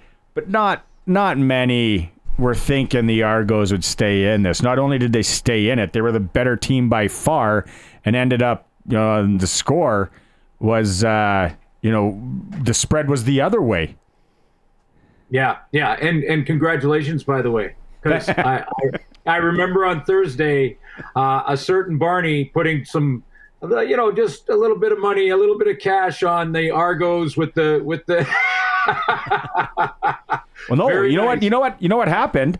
I bet the line because it was going down. I bet the line at 9.5, Glenn, and then the missus and I watched the Tyson fight, had a few gins. I hit the money line Friday night. I just played the Argos. I was like, if you're going to be a Cowboy, be a Cowboy. And I just took the Argos money line. Barney's buying for the next big dinner. I love it. Western Pizza. Here we go. Yeah. You know what? The game was interesting because, people will quickly forget that going into the fourth quarter, it was a 4-point game. And that's right around when Zach hurt his finger. Now, that's not an excuse. I think there'll be a lot of questions in Winnipeg, first of all. Let's start with the team that didn't win. There's going to be some questions like, should Zach have gone back in the game? Very, very difficult one for Michael O'Shea and Zach to deal with, because the player in that scenario, unless the finger is completely fallen off, is going to say that he can go. That's going to happen. And, if he could at all, I know he had trouble gripping it. He clearly, there, with what we've heard since the game happened, he said he was unsure if he could make the throws he needed to make. But he didn't want to let the team down. It was a very difficult decision for him. But it was, his finger looked a little bit like a Pez dispenser when you were opening it. So it wasn't just a cut; it was a deep cut. He said he could see the sort of the bone of his finger back there, and that's a one for Michael O'Shea and for Zach Collaros that I'm going to give him a pass on. Now there is others though that I'm not going to question the quality of the coaches, but I do question the decisions.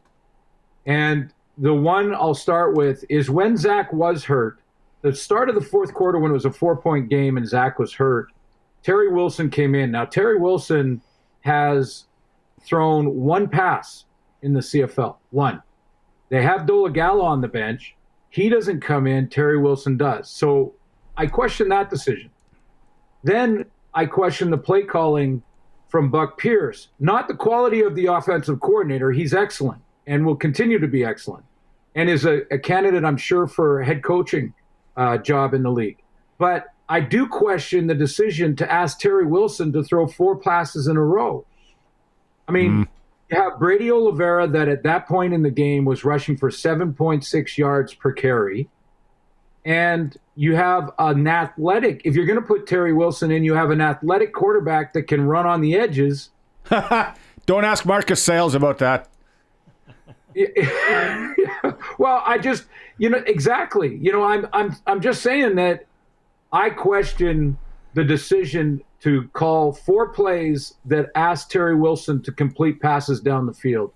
He got in one of those plays, he got a pass interference call, which gave him 2 more, and he still threw it with Brady Oliveira probably going, what the heck? Why? This is the time that he needed to be the man in the game, and he's the MOP of the league. So, I do question those decisions.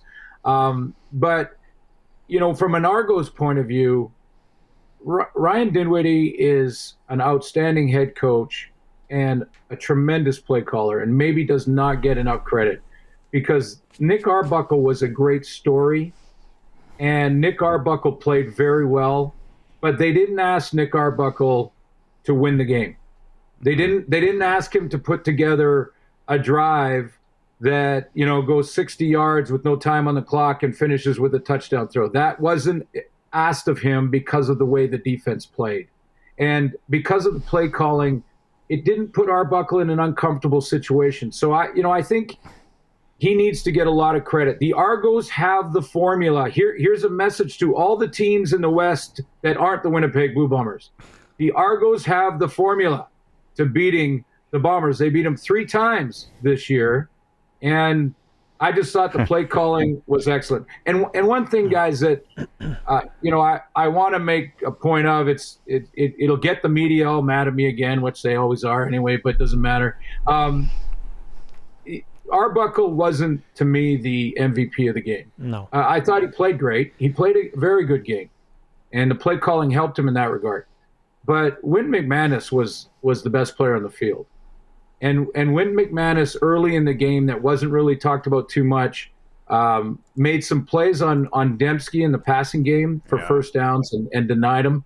that were huge in the momentum of that game. And so I thought Wynton McManus was the best player on the field for both teams. Oh, he disrupted a lot of things. And the Argos should hold some sort of summer camp for Western teams. Yeah, I agree. And so DA here, Glen, and me watching the game, obviously fun as a Rider fan to watch Winnipeg lose, and we can talk about all the way Winnipeg lost. But it was impressive. Like, to me, it just felt like Toronto knew what they were doing, and Winnipeg was trying to figure it out. And so when you talk about game plan and coaching and being prepared, that was the feel, right? Is that Winnipeg was struggling with, what are we trying to do here? Whereas always looked like Toronto knew what they were trying to do. And it, we focused a lot on Winnipeg going 5 times, but Toronto really has put together a run here that's impressive.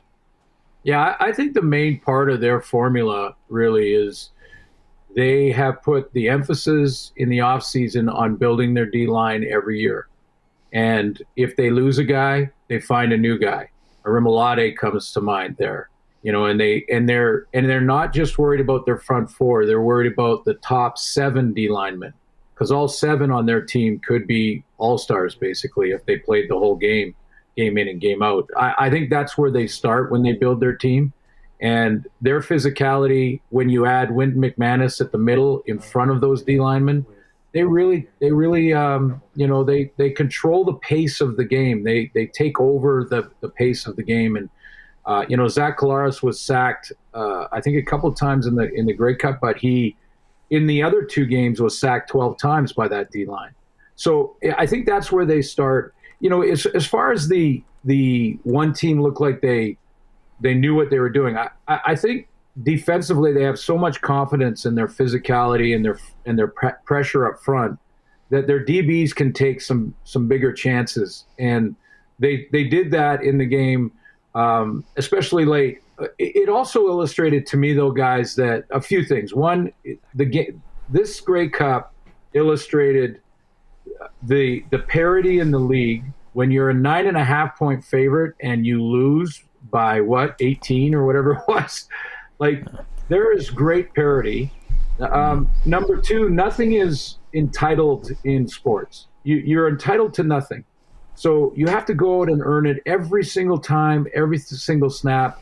And we learned that with the momentum they had, and it also, to me, illustrated this game, the razor thin margins when it comes to, the accuracy of your quarterback.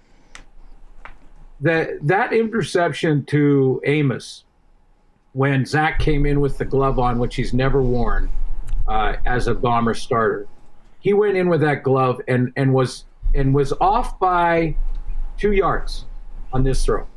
Like, it may even a yard. But that was it, Barney. I mean, he was off by a yard, and Amos takes that back. The throw to Dembski that was picked off by Priester, who took it to the house, that was off by half a yard. It's almost like there was... The razor-thin margins are incredible. Gust of wind came. Okay, so we're up against the clock. We got about a minute left. Kellin has one for you. Yeah. Glen, Kellin here, as Barney said.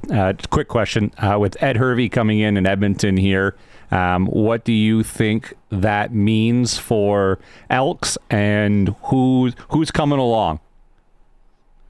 Who's coming along as far as the coach?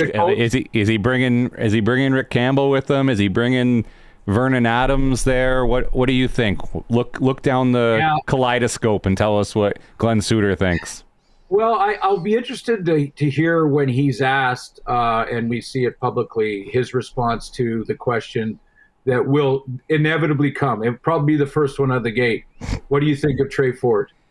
That will be the first question that Ed Hervey as the GM will be facing, because that will dictate how he answers that question. Will dictate to me what head coach has the real opportunity to get in. Is it going to be a new guy, or is it going to be Jarius Jackson?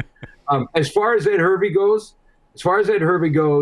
I think it's a very good hire because he knows the game. He's got his scouts already set up. He's got that whole network already built. But this is another one, and it's a big one when you're talking about Edmonton.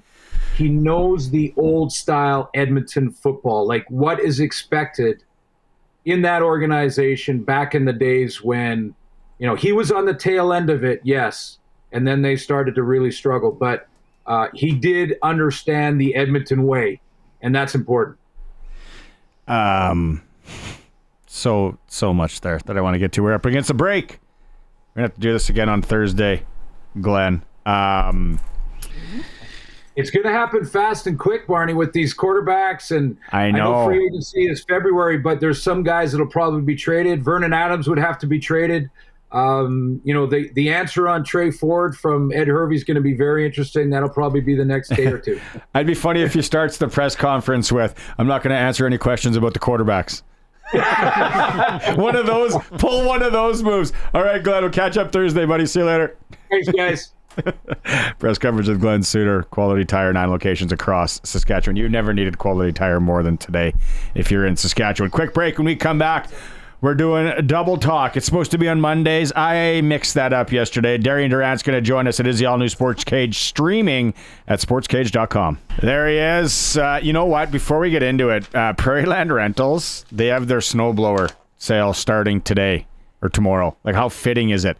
Up to $400 off Husqvarna snow blowers, and you get to deal with the owner. Blam. Yeah, Prairieland Rentals on Albert Street. Darian, I screwed up yesterday. My bad. I thought Eastern time and all that. It was a very confusing day. I'm still confused on how the heck I won the money line on the Argos beating this 10.5 point favorite. Like, come on, man. That was pretty wild, right? And that was just a great calculated bet by yourself. And I mean, look, if you look at the history of this season and the matchup between these two teams, I mean, it was a 16-14 game and a 14-11 game. So it's very low scoring, and that tells you that Toronto's defense had a pretty good clue of how to stop that Winnipeg offense and how to contain the big playability and the running of Brady Oliveira. So just a great defensive job, and we have to take our hat off to Ryan Dinwiddie, man, to have that team ready to go. What did you see anything that they were doing to make Winnipeg uncomfortable and go away from that running game? Well, I think that the main thing is they can control the run game with their front. Whenever you don't have to bring extra guys in the box, and you can still play your zone coverages and protect the back end with your front 6 or 7 guys, then you give yourself a great chance to win. And Toronto's defensive line just matched up well with the front of Winnipeg, and they didn't really have to blitz to stop the run. How do you dissect or how do you put into words what Ryan Dinwiddie and his staff did as well, right? Man, I mean, you can't say enough about Ryan Dinwiddie and just the game plan that they had going in. How calm and how you could tell that he was in Arbuckle's head that entire game. It was just it just seemed as if Arbuckle was being coached as he was playing. You just had that feel. And you look at his history in Calgary, what he did in Montreal. Ever since he became a coach, because he's a good friend of mine and former teammate, and ever since he became a coach, he's just had such a great impact on whatever quarterbacks he's been around, and the success just seems to follow him. So hats off to him, man. He did a hell of a job of getting those guys ready to play. Did we maybe not give Arbuckle the credit? And then we talked about it, though. We even talked about it here, is Dinwiddie was thrust into like his first ever, contest. And it's like, here, you're in the Grey Cup. Did we maybe not give enough credit that Arbuckle is not a raw rookie? He's not a young guy. Like, he's been around and dealt with pressures and different. Heck, he dealt with the pressure of not having a job. So did we maybe not give him enough credit? 100%. I think we underestimated Nick, his success, his ability to run a team, and he's had 27 to 30 starts in the CFL. So he's had success, and he had opportunity to start when he was in Ottawa. I mean, he was looked at as a guy who could maybe be the next franchise quarterback there. So we definitely underestimated him. And, I mentioned it on last week about Ryan Dinwiddie has been in this situation. So he understands coming into a game of this magnitude and being ready and what not to do to give the game away. Ryan had a few mistakes in his Grey Cup start, and mistakes are going to happen, but he did a great job of just putting Nick Arbuckle in position to have success. Yeah, hey, DA here. Watching the game too, I got it. Like, it felt like Toronto always felt comfortable. They knew what they were doing both on offense and defense. The game plans, obviously, everyone was comfortable with. On the other side of the ball, easy for us to sit here on Tuesday and say, why weren't you running it? And we've had that. To me, obviously that Winnipeg coaching staff came into the game thinking we're not going to be able to just run the ball. Like, and do you, have you been in that situation where? Yeah, look, they matched up twice this year, and, very, very low scoring games, defensive battles, and, going in that in the trenches, who has the advantage, and it was the Toronto defensive line. And Winnipeg knew that, and, you could tell that they were trying to do some things to be creative in the run game to make things happen early on. But, Toronto's defense just didn't waver from their game plan. They knew that when things needed to settle down, that, Winnipeg wanted to get the ball to Oliveira. They had their staple of run plays that they like to run. And Toronto just had the advantage up front, and there was nothing Winnipeg could do about it. And they kept the game low scoring until the second half, and that's when the defense was just able to take over the game. As a guy that's thrown a number of footballs at a high level and in Grey Cup games, when that happens to Zach's finger and it doesn't look too good, he's got to go. Obviously, they got to freeze it and then stitch it because he's not. I would think that he's not taking the stitches without freezing. And then, we got an issue there. And then it's like, now throw with a glove. It baffles me he's never thrown with a glove before. You think he'd practice that, especially with the weather in the West. But as a quarterback and a guy that's been, take us through that and what you saw and, what you would have done in that situation. Well, it was an innocent-looking play, but you could tell that Zach was uncomfortable. And then, for you to need stitches, you definitely have to numb that finger. And I couldn't imagine having to throw with a numb index finger. It's your guide finger.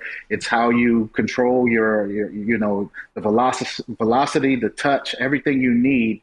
It comes off of the index finger. So for him to not have any feeling at all and to put on a glove and go out there and try to compete, man, that just shows his toughness, and that shows that the competitor that he is. But, you can tell on some of those throws that he was just missing, a little bit of power or a little bit of touch here or there, especially on the corner route he underthrew.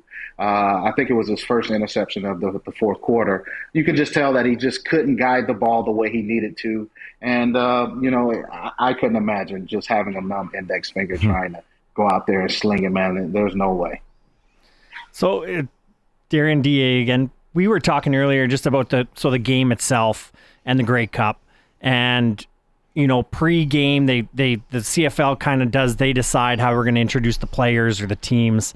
I know back in 2013, with you at the helm, there was that desire to let's bring the rider tradition into the Grey Cup, bring them out, have the team come out together. We were sort of pitching to the CFL, I guess, if they're listening today. Why isn't that the case? Like, why aren't you bringing those traditions on? And would you be a fan of that as a player, obviously, given what transpired in 2013? Yeah, for sure. I think that, each team and each situation is different. I enjoyed the single intro where you come out as yourself, and I enjoy the team aspect of it as well. So I was lucky to experience both, and it just depends on your team, the guys, the coaches. I think at least the team should have the option to, whether they want to come out as a team or individuals, because, some guys like to come out, they have their pregame ritual where they, whether they jump up or it's smoke or it's fire, whatever the case may be. Some guys are used to doing that. I know in Montreal, they're big on, self-introductions out there. So it just depends on the situation. Yeah. The Ray Lewis dance, everyone's kind of got it. Got something. Yeah. Okay. We won't get into a lot of NFL here, but okay. No, are the Steelers for real? Are the Los Angeles Chargers for real? What do you see in NFL? I'm not going to ask you anything about the Cowboys today. I don't want to make you depressed. Yeah, I think the Steelers are for real. We'll start there.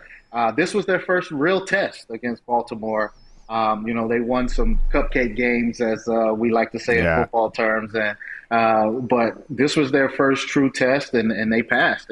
They're still the Steelers of good defense and run the ball and not turn it over. And Russell Wilson's the perfect quarterback for that. Manage the game. And then when you look at the Chargers, man, look, I don't doubt Jim Harbaugh. It doesn't matter where he goes. He has success. Jeez. And, he's doing it again.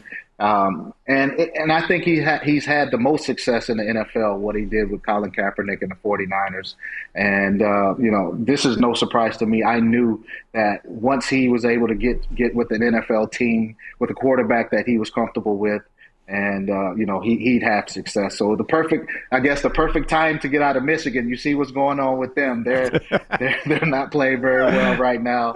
And just to go to Justin Herbert and be able to get with one of the best quarterbacks in the league is just a good situation for him. If I could sprinkle on a future for next year for the Chargers to win the AFC, just to win the AFC, man, they what he's doing in 12 games in or whatever it is, it's crazy. Okay, he doesn't even have his guys yet, right? Yeah, I know. Okay, before we let you go, we went around the horn with Arash Madani earlier. Everyone brought in their pick, and you can say Kansas City if you want. But the question we have, and Colson's writing it down here: who is the team that beats the Chiefs this year in the playoffs? I'm going to say it won't be in the playoffs, but it'll be in the Super Bowl. I'm going to say the Detroit Lions. Oh, see that? No one. Yeah. We have a Philadelphia, but we got our first Lions in the Super Bowl. There you go. Yeah. All right. Apologize again for not knowing what the time is out east yesterday, Darian. Thanks for making it work today, and then we'll catch up next week. Sounds good. Thanks, guys. Right on. It's Double Talk with Darian Durant, brought to you by our friends at Prairie Land Rentals.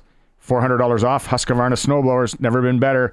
Get in there. Deal with Jeremy and his team. You get to deal with the owner.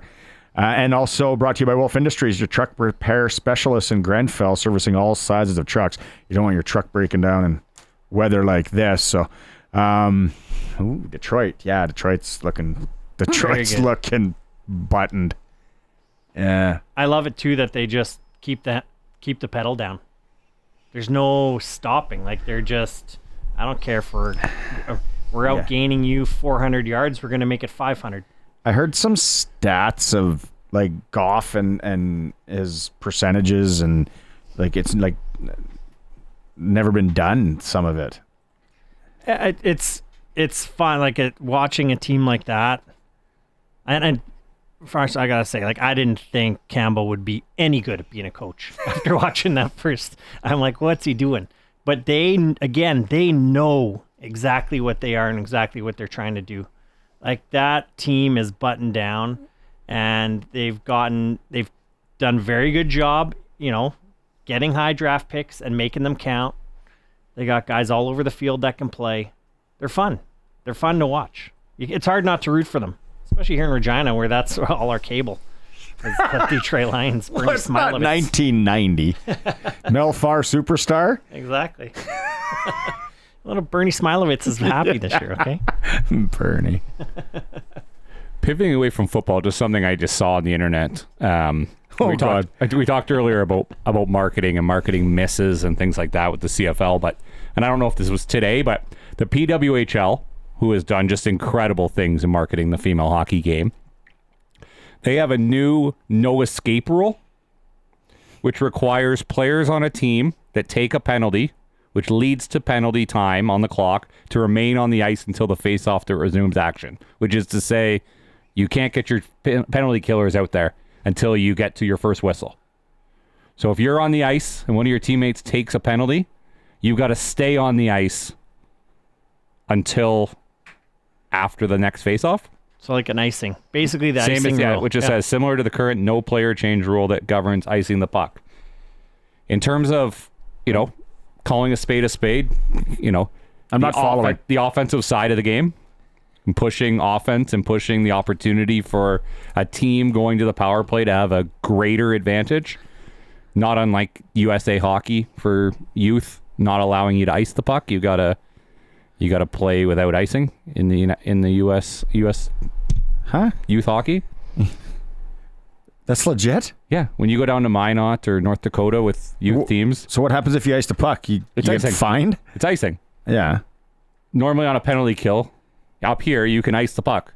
You're saying on a penalty? Okay. Yeah, so they're trying to encourage more offense. So in the same way that the PWHL here is trying to encourage more offense, and in that your team's going to the power play, so you're bringing PP1 out, and the team who took the penalty is now having to be tired because they're at the end of a shift. Are you sure? 100%. Okay, so we're playing hockey. There's enough of us here today. Alan, you're our goalie. Alan's in net. The sheriff, he's got it buttoned up. Curtis on the back end, Colson on the backup. We're up front. We're working hard down low. Guy breaks his zone. Curtis, because he's lackadaisical, he's that demographic, he takes a bad hooking penalty. Yeah. He's going to the box. Yep. We all have to stay on the ice? Yeah, 3 forwards and a defenseman. For how long? Till the next whistle. Well, or you can change, obviously. Like once the puck's dropped, yeah, I could go off. But if we're in our own end, we're not right. Like it's not like it's just the same as icing call now, right? You ice the puck, you got to stay on. You're tired, okay, and then you can change. Yeah, you don't have to stay out there forever. This is why Shink. I love it. This is why Shink should coach. You know what I do if they're tired? You know what I do? I change my goalie. Gives those guys a breath. Then I put them back in. It's the All-New SportsCage streaming. The sheriff doesn't want to come out of the net. SportsCage.com. It is greasy out there. Take your time. We're getting Dan Croft just sent a video personally to my cell phone. He's driving, I think, back to Lumsden. And it's not pretty out there. SJHL games they canceled, 3 of them today. Yorkton was to host Melfort. That's kaput. Weyburn, Melville also canceled, and Battleford's in Nipawin postponed, not canceled. They're gonna have to play them at some point. Kindersley and Notre Dame still set to go in Wilcox. Hopefully everything goes there. And then Medicine Hats in Saskatoon to take on the Blades in the dub, and Swift Currents hosting Tri-Cities tonight as well. During the break, I got a call from the sheriff's parents, and they want to know why you're pulling the goal, why you're changing the goalie, and why you don't think the sheriff is capable of playing goalie during penalty kills. And that isn't that the truth, the way that youth sports is now. I would get a call. Oh yeah, maybe that's the reason I don't coach. If you missed the part before the break, you really missed out. That's funny. Hey, how about the Boston Bruins? They turfed Jim Montgomery. Yep. Today. Jeremy Swayman's parents weren't happy. Associate coach Joe Sacco. Love that name. He's in as interim head coach. The Bruins aren't doing that bad. Like, when does Nashville make a coaching change? Are they the biggest disappointment walking right now, or is that the Medicine Hat Tigers? No, Medicine Hat's on the climb now. They're coming Medicine now? Hat's coming now. Okay, here's what we talked about yesterday. You're a guy that's been around a lot of junior hockey. You watch these teams play, and then, because I get some messages from people in Saskatoon, they can't trade Molendyke. We will riot. It's like, Kate, you don't know what a riot is, first off, Saskatoon. But I'm like, settle down. If they're not good enough, they're going to know. And the managers and the coaches are way smarter than us. So if they think, we maybe can sneak in, we can maybe get 1 round, maybe 2, they'll know. And if it's time to reload with some assets, that's what you do. So Saskatoon, they went heavy last year. They got to get some items back, some capital back. Swift Current, the same thing. Like Ryan Schweitzer, I think, is going to join me tomorrow and talk about the Broncos, because they're overachieving, but they're good. Like that Brady Burney lighting it up. So, right, you got to trust the good managers know what they're doing. 100%. And we talked about it earlier in the show just before Alan Millar came on, but in 2014-15, the Pats were in first place in the East Division and sold their top 4 guys because the question becomes, do you have the pieces to go the whole way? Do they have the cupboard to make deals to take them over the top with the current group? I doubt it, coming off the last number of years and some of the big deals that they made. So while you are being successful right now, the Eastern Conference is often not what it takes to slug in the U.S. division and in the, going across into the West in the playoffs. What's successful with the current group if it means to the chagrin of future success? Well, and just like that's the added complexity of junior hockey is you don't want to get stuck in Mediocreville. Yeah. Right? You got to make a call and go, we need to, if we want to be able to really compete 2 years from now, 2 players can make a difference. And so you got to make that call, right? It reminds me of my buddy at the NHL draft for the playoffs. He was Czech, so he'd pick all the Czechs. And we're like, what are you doing? You have a player from every team. He's like, I'm guaranteed to have half go through after the first round. I'm like, you're guaranteed to have half gone. Somebody is picking all of the Oilers, and they're going to go win the cup. You're guaranteed to finish middle of the pack. If you don't make those types of decisions, I feel like that's what you're saying. We're always going to be mediocre. The interesting other complexity to it when we talk about Saskatoon specifically is that their general manager is Colin Priestner. We talked about this, yeah. And they own the team. Owner son. Which is very similar before my time, but the understanding of Brendan Parker as the general manager of the Regina Pats. Good point. When he was looking at making moves with Jordan Eberle's and guys like that who didn't end up getting moved. And it's where that balance comes in, and I think, Colin has done a great job the last number of years, but one of the knocks in his early tenure as a general manager there was that he was too close to the players and too connected as friends and not as business associates.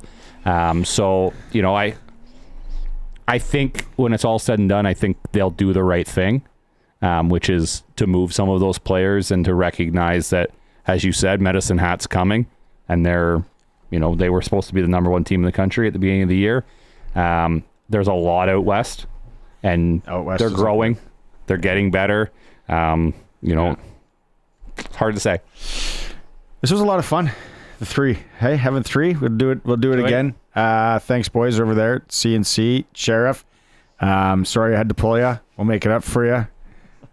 We'll give you some garbage time when we hammer that team from tomorrow we're back. I think it's we got Harry with me today or tomorrow, Wednesday. Drive safe out there. Geez Louise, don't forget you can get anything you missed in podcast form, whether it is the Alan Millar interview talking about the departure of the Vaughn twins, Arash Madani, the SJHL report for Saudi Mainline Chrysler, the new king of trucks in Saudi with Benny Walchuk, Glen Suitor, and Darian Durant. Thank you so much. We'll talk to you in 21 hours.